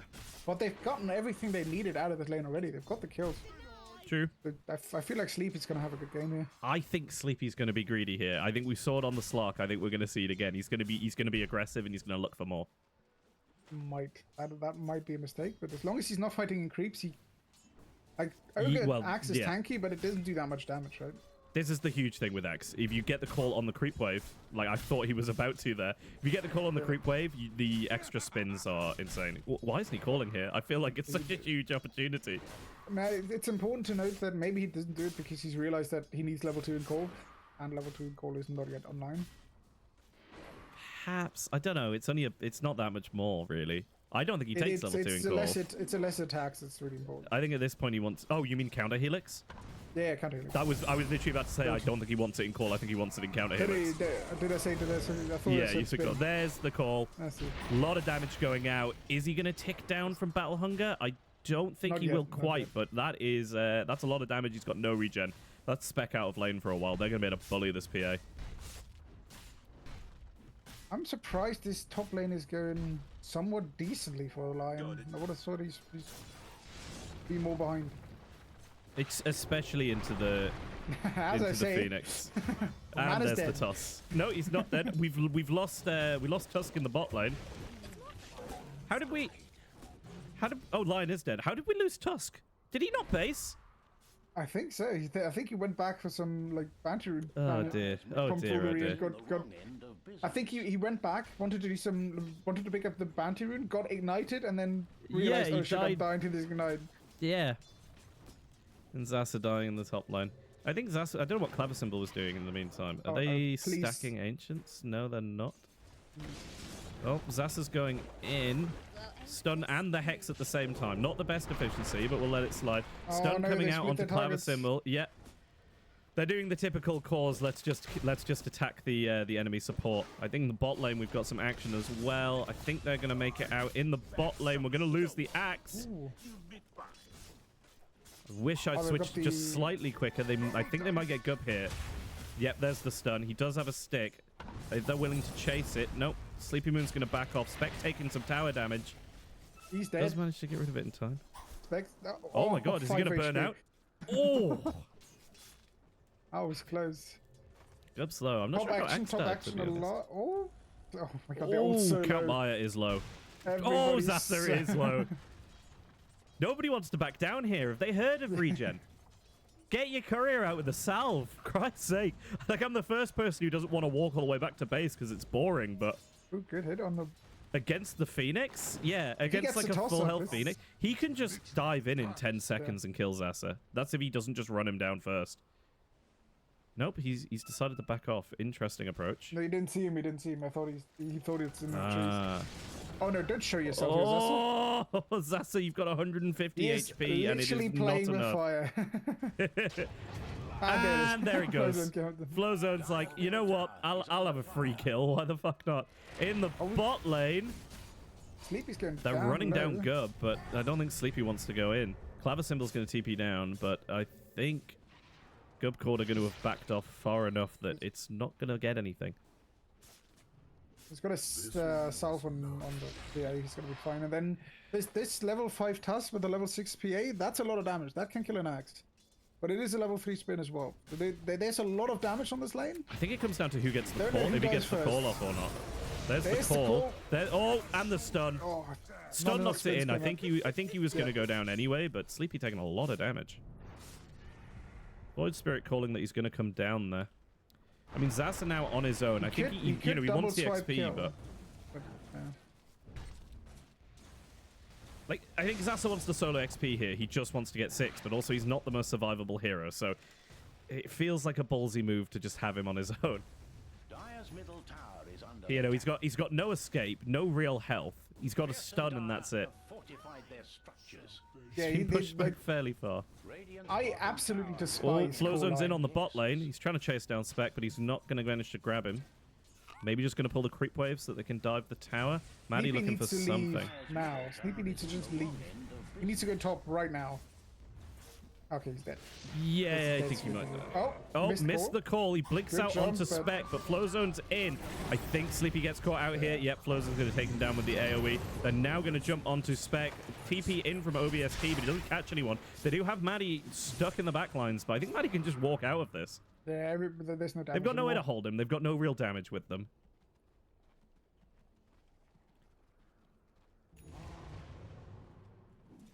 Well, I mean, we're a lot more even on the net worth here, this game, I think.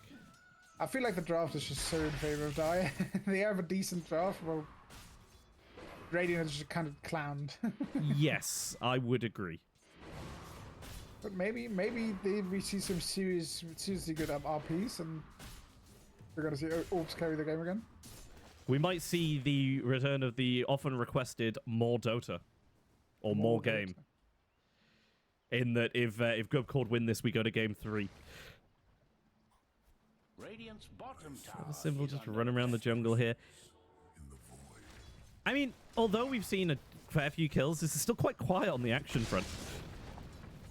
Yeah, it's very quick engages. This is what this game's gonna be the entire time.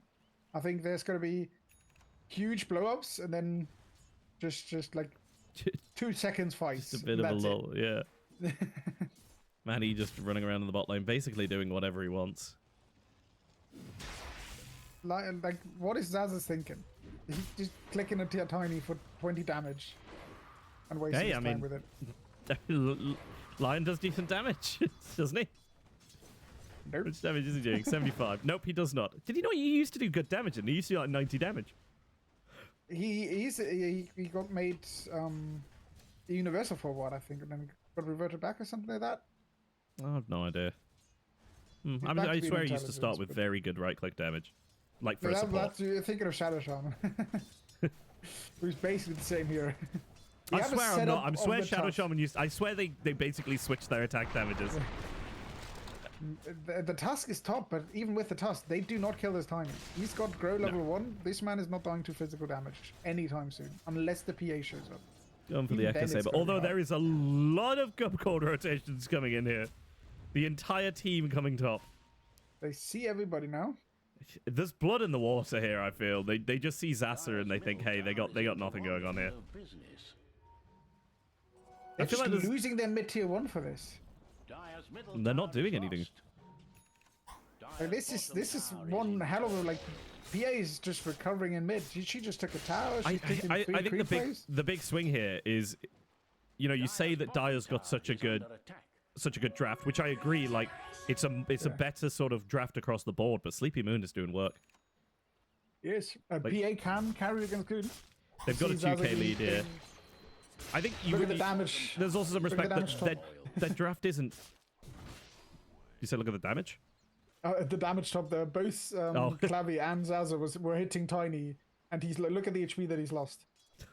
They both stunned him for the max duration and then hit him with the light. He's got 10 regen. How much strength has he got? 83. Like highest strength on the other side. Oh, that's universal. Flow's only gone on a mid. He does have a dash though, so he can't get away. He's escapable. Sleepy's just taking this mid lane and no one's coming to contest it. Do you think they'd have been better off putting the line mid? No, I think they would have been better off not picking the line. But I think the best thing they could have done is send the Hoodwing mid and put the line on support. Because at least that's some damage. Like, I am a huge fan of Line. Line is by far my most played hero. Well, medium RP. In comes the Phoenix. He does push them under tower. The Ogre goes down. Maddie looking low. Egg is one hit and it goes down. I think just from Spec. Early Egg, not a lot of hits required. He didn't get the W on Spec before using Egg. He just panic act in the RP. I mean, it was just an unfortunate fight. 3 down. 1.5k or 1.6k technically if you take the negative into account. Go in the way of Spherical here. That is Blink Dagger on Magnus revealed and well used the first time. But yeah, I'm worried about what this Tiny. I think this is where the advantage comes of putting. Look at the gank on Tiny. Look at the gank on Tiny. I'm up there, but they're doing absolutely nothing. Break comes out. Is the break good here? Does the break get rid of anything?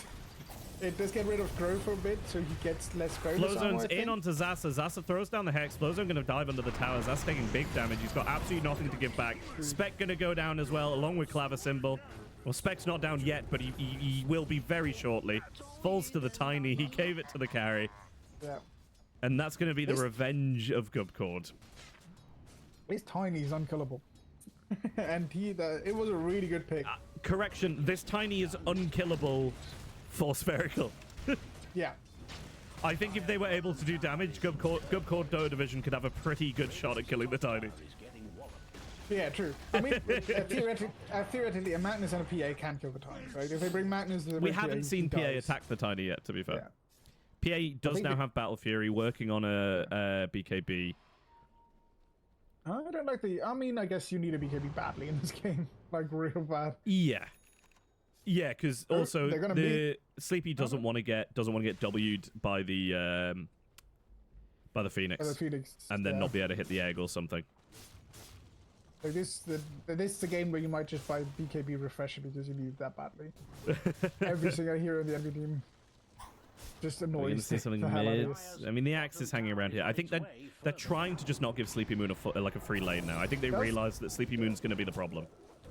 Yeah, he does have RP on Ops again. Maybe we see some play making, but he doesn't have the runes. If they had a ward on this Ogre, he might have been able to put him on the high ground, but. What is going on top? I worry for the damage of Spherical when PA isn't there. Yes. I think only with PA you do damage. Yeah. No, completely agree. Unless the Lion. To be fair, I assume Lion is fist. We got to fist the Lion. He can finger and then hit for a bit. Yeah.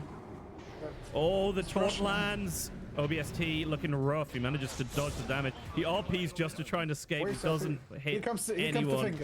Does the Phoenix. There's the finger. Dies as well. Gets the stack, and he's going to come in and fist the egg. At the egg. Oh, the last second the egg goes down. My man Meepo, you need to press your W and throw it before you press the egg. That's how Phoenix works. I think there's also an argument here for egg placement. Finally seeing some damage go out on the Tiny as Sleepy Moon gets in some right clicks. He went and he's using a salve. Yeah. No, he's not salving, sorry. He's royal jellying. The yelly. It just has the same effect. Do we have blink flying out for the axe, dude.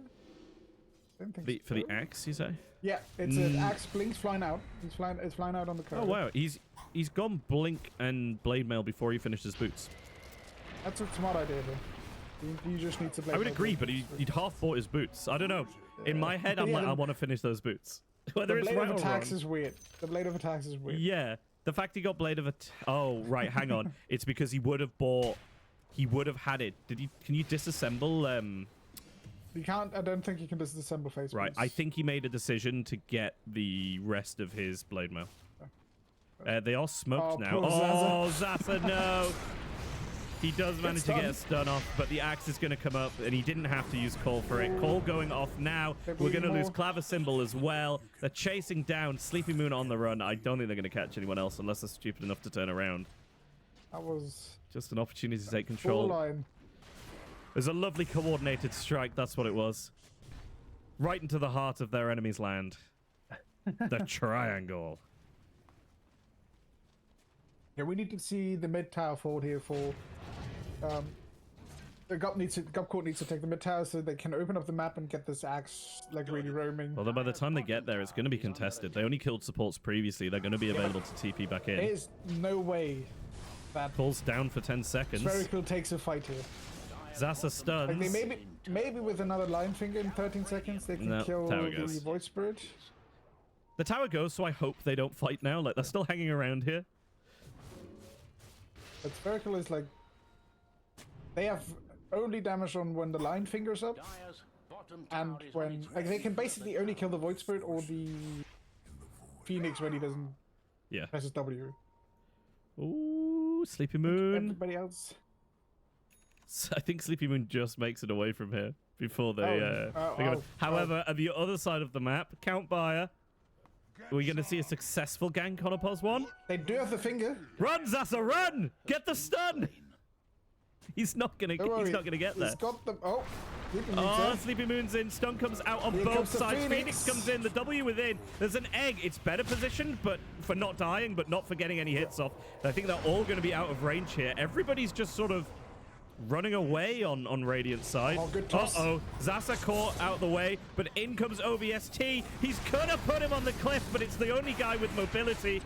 Finger comes out. We see Tiny fall, but then Zasa goes down and Sleepy Moon. Maddie looking very low, but he's got his team behind him. Maddie gonna fall. OBST could be next. OBST goes down before Flowzone can even come out to get the kill. Here comes the Phoenix beam. Just trying to beam down Spec. Spec very low. Definitely gonna fall. Dies to Meepo on a horse instead of Flowzone, and Clavisymbol gonna run away with some crazy PTSD to recover from. Yeah, that is a good start to the fight on Radiant, but then it just crumbles, right? They have that one burst on Tiny, Yeah. and then it's just like Flowzone just lives and kills everybody. He was I on, mean, they like, 20 chased HP for a too second. long. They didn't get the initiation they needed in the jungle, and they just kept going for it. Oh, Clavy, don't get greedy here, Clavy. It was almost a shame that oh god. Oh He's dear. playing with fire. They know you're there. Scurry into the trees. Oh no. Oh no, scurry into vision. Flowzone misses the taunt, but he runs into the rest of the team, and he's gonna fall to Flowzone this time. In the top lane, Count Buyer on the Tiny going in on Sleepy Moon. Sleepy Moon gonna run. I thought he was gonna turn for a second, but he is not. I have to say again, Gubcord's itemization, like the Axis has good itemization. Tiny, Dyer's top tower. I don't like the fact that he's going for a Shadow Blade here. I guess he wants the Silver Edge to He break wants the Silver Edge. But you could just go Axe and not care. I guess about the argument is if you want the Silver Edge on your team, who else buys the Silver Edge? The Void Spirit? no one. You just don't buy Silver Edge against it. You just kill her with Magic Burst. Or the I core. kind of agree. I Yeah. wouldn't be going, we desperately need break for her. Yeah. Get an MKB or something. Dyer's top Yeah. tower isn't well at the moment. I don't Especially like when the your tiny team's so item build. tanky. Like, And I really don't like the Void item build. So Maddie's in, Flowzone's in. We're gonna lose Sleepy Moon very early in this fight. There goes OBST. Clavicle's somewhere because he did that. Toss comes out. Spec's thrown in amongst it. It does force Gubcord to back off a little bit, but in the chase is still Flowzone on the Void Spirit. Clavisymbol, is he going to make it away this time? I feel like Zasa's out. think so, yeah. Yeah, they make it away. Unless Clavisymbol decides to go back and farm some camps. It's the exact same situation as last game, where Gubcord is hard in the lead, and they can basically just win this game if they buy the most standard item in the world. What are you doing? Hex comes out onto the axe, but the toss comes in. Stun comes out from Gub, and that's going to be a dead Zaza. That was very quick. Maddie low, though. Did you see the blink on Maddie? Did we see the ult come out at the last second there? Yeah, from the line. He fingered, and he also fingered the Tormentor, which is another extra bit of damage to everybody. But, yeah, the Maddie blinked for literally a step. I think the other thing to remember when we're saying that they're getting ahead here and they're fighting is that they're going to be able to take towers very quickly this game. Yeah. Like, Tiny is an absolute machine for that. That is very true. It's what I was about to say was that it's the same situation last time. They're really ahead, but the item build on a lot of their heroes is very questionable. Especially like we see this. I don't like the Witchblade on Void Spirit, but it's okay. I like the Mage Slayer more. But then he went Echo Saber, which he needs a Manta. But fine. The axe is okay, but then for some reason the axe himself has bought an Echo Saber now, and the Tiny has an Echo Saber, and everybody has an Echo Saber. Why does the axe have an Echo Saber? There's some serious trolling going on with the item build on Gubcord again, and I'm worried about it because they should be winning this game. I think at this point it's kind of just a cruise home. It should be, but you've bought an Echo Saber, and now what's he building? He's building a Harpoon. You don't need Harpoon, you need a BKB. He's going Harpoon and then into a pipe? That's quite right now the idea? This hurts me. Now, I've been accused of questionable, like, of buying bad items on Axe before, and that's fair enough because, you know, it's things like I've gone for a heart too early when really I just didn't need it or shouldn't have gone for it. But the sort of the blink, the blade mail, and the BKB, I believe, are the core of Axe. They are. I feel like that's your you base. can even get away with not buying a BKB and go for an Aghanim Scepter here. He could. I don't know if he needs it though. It's really good. Like Aghanim Scepter is an extremely strong thing, especially with your shard. Your Oh shit! Sleepy Moon might get caught out. TP's coming in. BKB out for Sleepy Moon. Stun comes out from Zaza. Oh my god! Big ult. OBST catches Flow Zone. Is he going to have a chance to escape? He gets punched up in the air, and he's going to go down. Sleepy Moon very low, but Gub trying to TP. Zaza comes around the corner. Oh, don't think Zaza had anything to cast. I believe the stun was on cooldown. I hope it was. And at this point, I don't know if I want to blame the items or it's just madness. They just dove a tier 2 tower without their core. Huge gold swipe. Yeah, that was madness. I mean, if they get Sleepy Moon, maybe it's worth it. But even if they get Sleepy Moon, it's not worth it. I think they were just hoping they could just get Sleepy Moon here. But you've got to remember, this isn't even just 5-stack like pub Dota. This isn't like ranked. This is actual teams who know each other.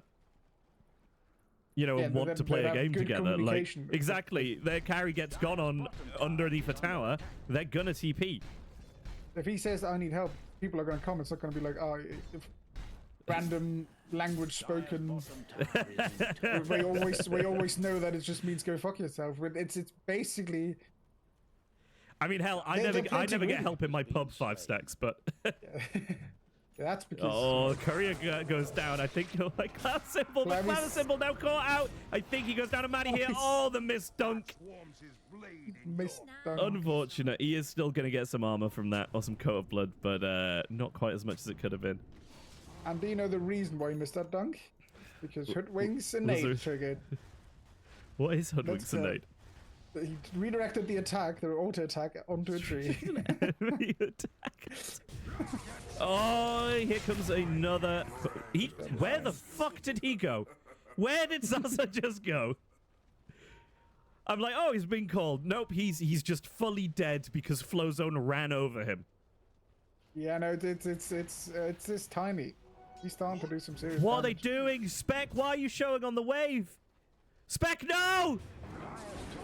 Oh my god, the throws just keep going back and forward. It's a lot of feeding going on here. I will say, it is such a shame of when Maddie fucked that dunk. because Yeah, he could have he could have had 2 more dunks there. Yeah. So unfortunate. This is now, that was probably the most smoothest transition I've ever seen on a Void Spirit to buy his axe. He's just gotten kill after kill. Like only the bottom fight. It's insane. But he's now got his axe, and that means Lion is kind of screwed. AD pops, Zasa goes in, stun comes out, Maddie misses the call. There's OBST with the RP. Egg is in, but very in, but they're all distracted. Sleepy Moon, BKB falls. We've lost Maddie and we've lost the Tiny. Oh, there goes Flow Zone. Yeah, what a snipe indeed.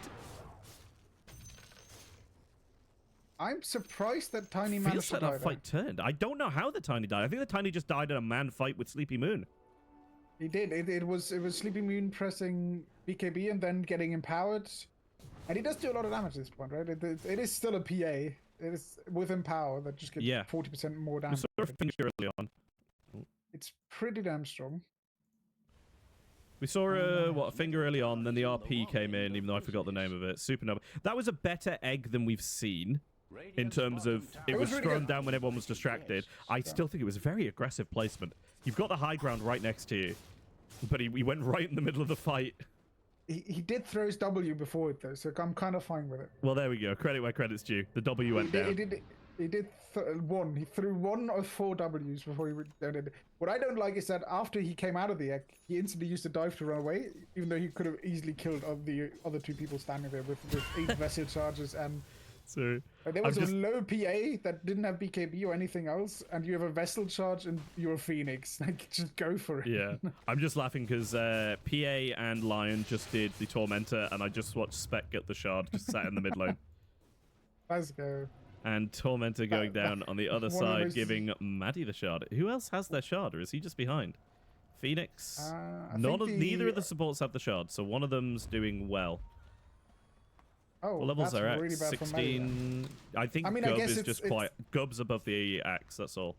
Yeah, Gub's just got this Midas and it's been working for it. That's not too bad. I mean, you've got a ballsy axe, and and then you've got a support with a Midas that he can multicast. I think that's going to happen. And also that for a while now. That shot's really good. The axe shot, yeah, the axe shots are really good. While on the other side, the tusk shot is probably one of the most useless shots there is. What is the tusk shard? Increases depth of ice shards, and enemies trapped in the ice shard are slowed. I actually find that annoying more than anything. It can be a bit annoying. It fucks yourself sometimes on tusk because you suddenly block out your team way more than you want. I think they're going to get this tower here. Radiant just looking if they can compete and take the top tower instead, but they're going to be way slower in it. They're going to back off for they're going to back off for Roche. Yeah. I nearly called it Ancient, but I meant Roche. Yeah, Roche is spot, so they can. I think that's about right, but this is one of the times when you think the enemy team must know, because otherwise, it's such a common thing. You've taken the tier 1, you don't want to go high ground, you go back and take Roche. Yeah, they've standard on Radiant, but they've got the wards. I still feel like there's no way they ever win a team fight on Radiant side. They have to find pickoffs, and it basically has to be the Ogre or the Phoenix. Because everybody else will just run away or kill you. I'm still going for this top. They've really spread out, and I don't know why. You've got 2 heroes running down bot as if they're going to contest the Roche, and then you've got 2 now 3 top. They're just making the most of the map, getting a tower. Basically saying, okay, we give them Roche, but we take a lot for it. Yeah, I mean, they do have pressure on that tier 3 now with the creeps, but it depends if they're going to go back or not. Oh, they're going to go for the tier 1. I think that's fair play. They're not going to get that tier 3. They could force the... Oh my god, they fortified on the tier 2 when they're on tier 3 fort. So that's not coming back. Smoked up now. Pushing in, checking for invis heroes. Oh, I hate this Sylvech so much. He doesn't even have blink. Got the mid tower. What's this on the Tiny?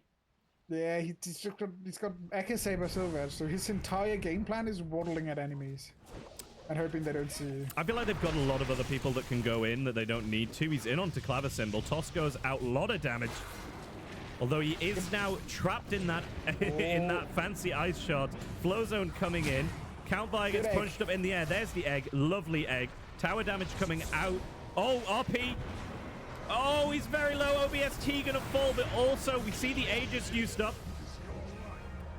Buyback on OBST. Sleepy Moon finally in. Takes down Maddie. Gonna turn around, take down Countfire. Nope. Yep, Sleepy Moon onto Countfire. Flowzone still looking to try and do something. Gets the torn out onto Sleepy Moon. Countfire just trying to take down OBST for the dieback, but OBST actually fairly tanky. We're gonna see Countfire on the Tiny go down. Ult comes out. Lionel. Did we get 2 Lionels? We got 2 Lionels. Chase tries to go out, but the Ogre has TP'd away. He got one off, died, bought back, and fought long enough to get another one off. No, he does have the eggs, that's why.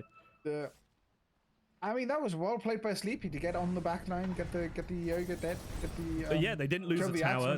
They did use up a buyback, but... Yeah. It's a line buyback, you don't care. No, it was a buyback on OBST. Oh, yeah, it was. Oh. I don't think there was a buyback online. Oh, true. You just got 2 also. I mean, huge gold swing, though. We finally got the gold... Well, yeah, we finally got the gold advantage on Radiant. It's just ticked back up after... What was that, like 20 minutes? It's all on Sleepy. Sleepy is trying to hard carry this game, and it's that's why you want it, though. That's what we said from the start, though, was that yes, their draft overall may not be better, but their chance at a carry is better. Like that PA has got way more chance of just shredding the game than anyone on Dire side. Yeah, I think this is. Go ahead. Seen Sleepy Moon's PA a few times. I remember that long game on in the International, the longest game of the tournament, where he just played PA for like 180 minutes and just hard refused to lose the game. But I think in the end he did lose because he threw. What did they win that? I'm not sure we're going to see that long a game here. I mean, the AD on the... I mean, 80% extra damage. That's a lot of damage coming out of PA.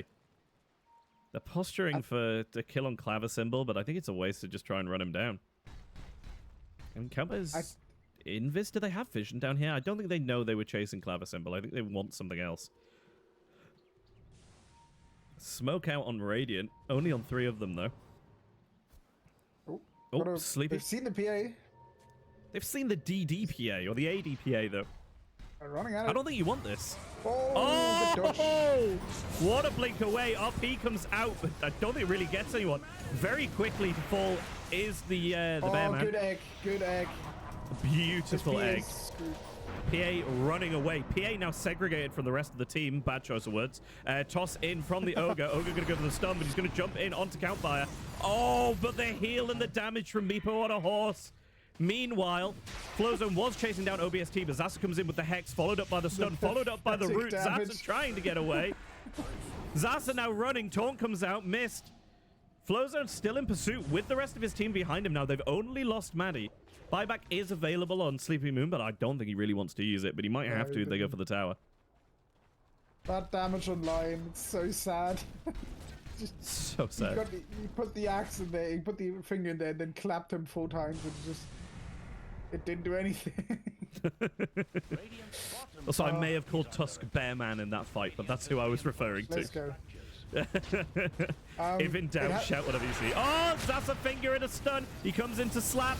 Oh, but big stun coming back in return. I mean, it's a good trade. It has to be said that last fight, Flowzone did absolutely amazing. He completely disrupted Clavisymbol, so he couldn't do anything, and he also silenced the line, so he couldn't do anything, and took care of a bit of the took a bit of damage from. So like basically that fight was just Tusk and PA, whereas the entirety of Dire, because Void was doing such a great job. Yeah. And that's how this has to work out, and that's why he needs to not go for Lincoln Sphere or Assange. He should have gone for something to kill supports, like Bloodthorn.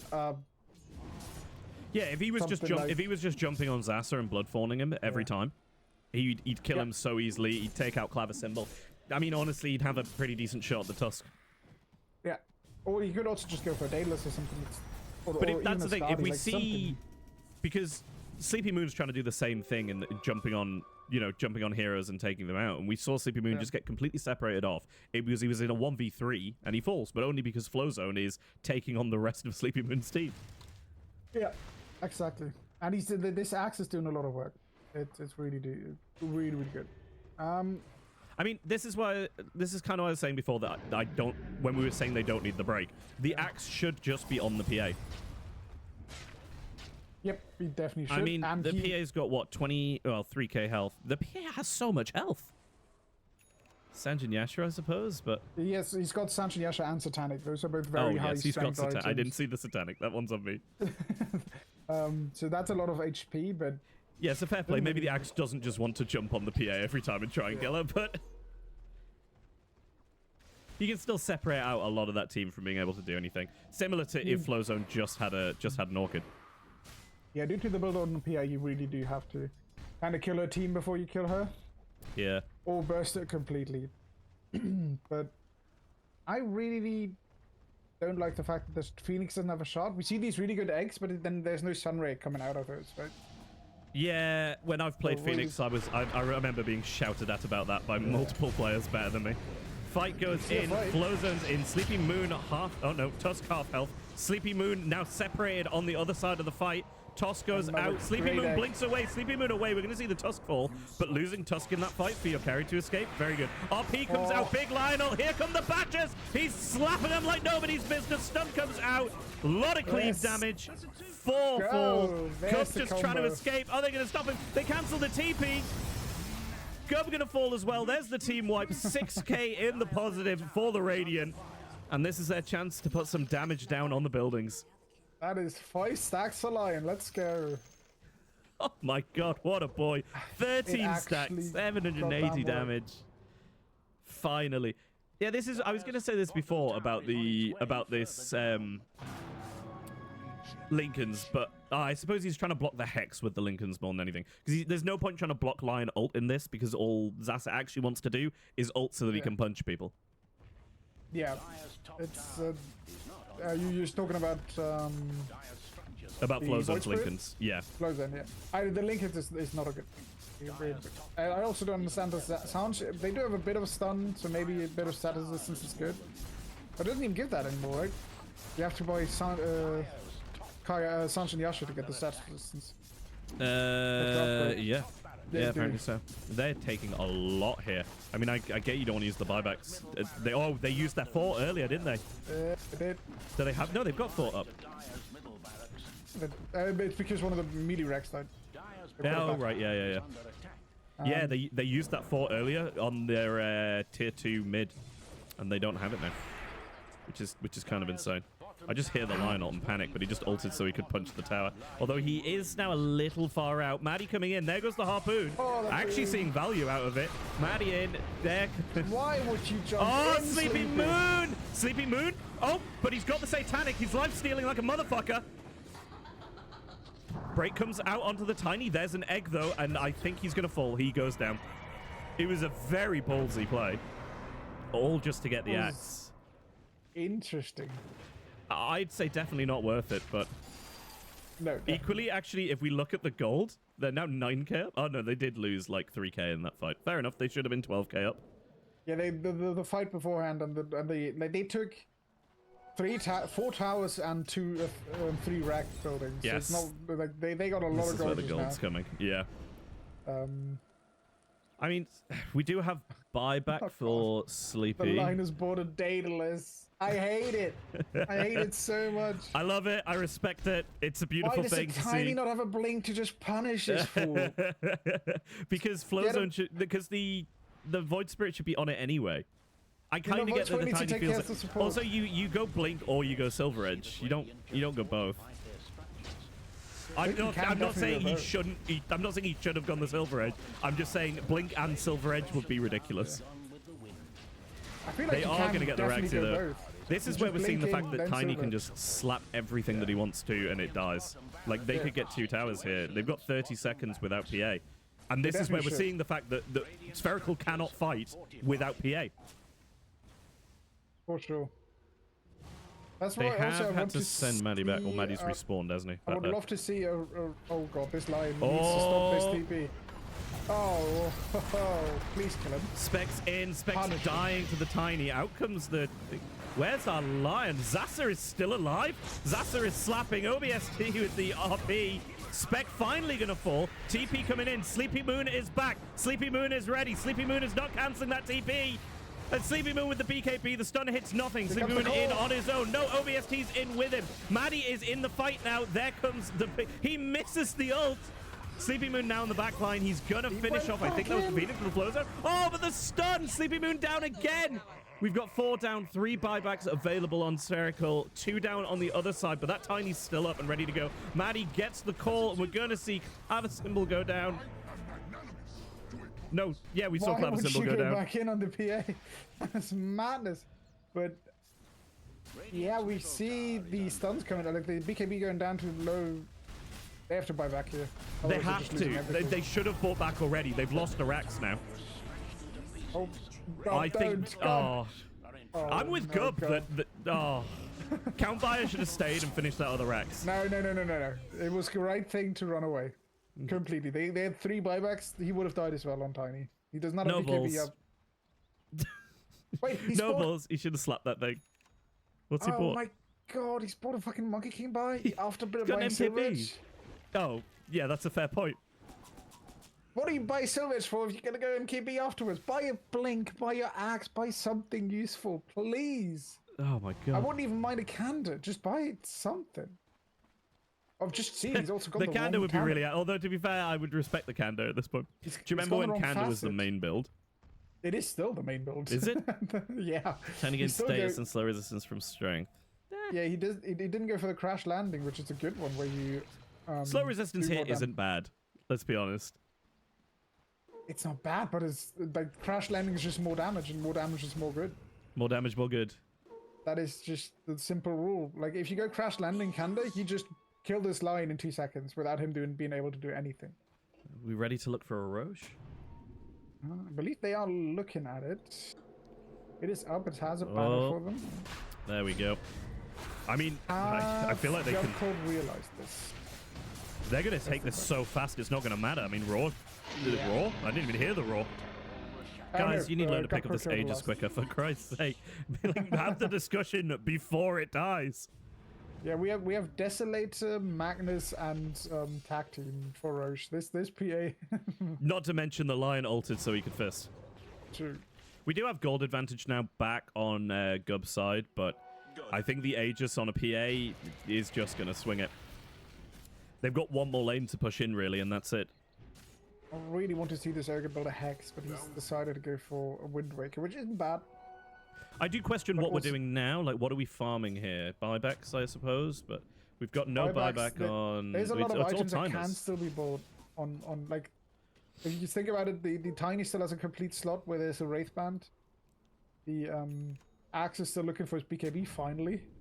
Maybe it's just me being too, like, you know, blasé running guns blazing, but I'm like, you've got an Aegis, go end the game. That's true.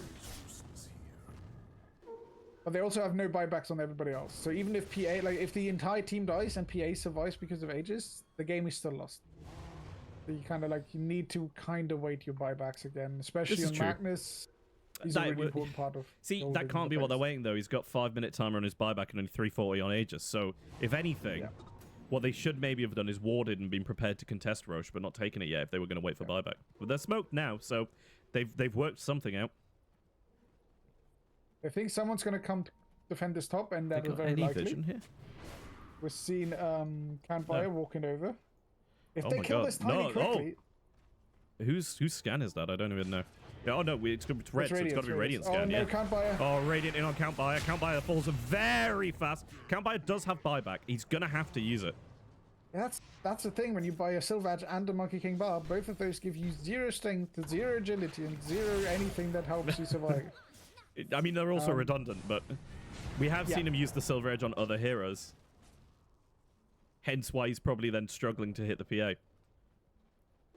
I mean, I've seen him break his Silver Edge on the Tusk. Great. You disable the weird like attack speed slow. They have to take care of this creep wave on Radiant. This is not good. They cannot... in. Flow Zone dodges that very nicely. Hex coming out onto the Union Prince.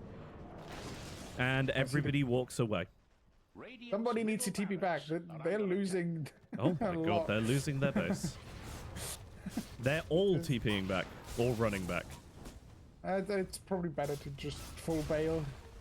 Yeah, if you're going to take you lose someone. Clock. I mean, if you're going to send Sleepy Moon back, the rest of you aren't staying. Yeah. True. They need to push these lanes out, but I mean, they should be pushing this bot lane anyway. I guess they only need one lane pushed in to take the other towers, but they need to win a fight, plain and simple. Yeah.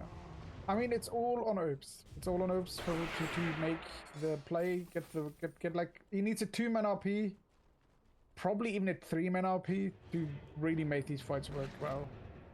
I think they just need to get the right picks.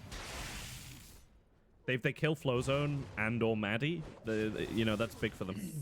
Like they got the pick before on the Tiny, and I don't think that was necessarily what was needed. Also, like net worth wise, the Tiny's actually catching up a little bit, like compared to what we were seeing earlier. It's not as big a blowout. Yeah, but Sleepy has stopped killing people. Oh, he's also he's born again. He's reformed. He's done his time. No buyback now on the Tiny for so long. Yep. Like they gotta make the most of that. Oh, Sleepy Moon is in. Where is his team? Oh, Aegis down already. No back available. I think was that RP we just saw. No, it's not used yet.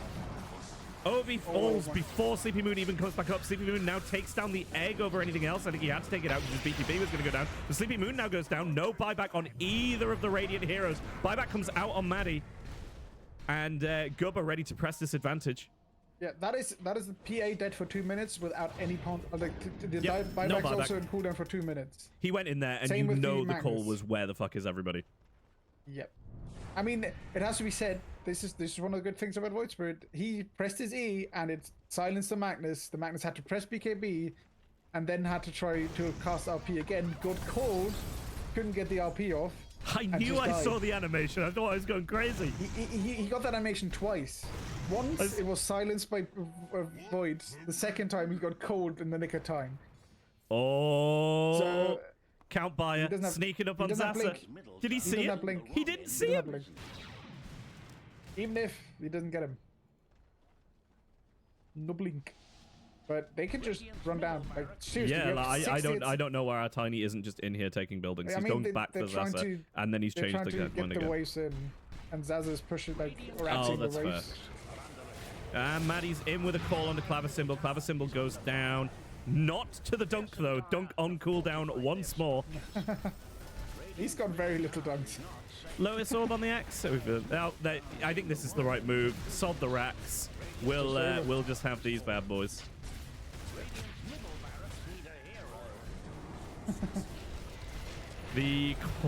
I mean, I don't know what to say now. These towers are going down. There is nothing that Spherical can do to stop them. You know, we said it all along. They needed the PA, and they lost the PA. They needed really good RPs. It was all on Orbs to get a really good RP, and he got silenced and then taunted and didn't get I think there was just too much of a delay in that last fight. PA went in. Yeah. PA was dead before anyone else got there. And then after that, OBST managed to die before Sleepy Moon came back with Aegis.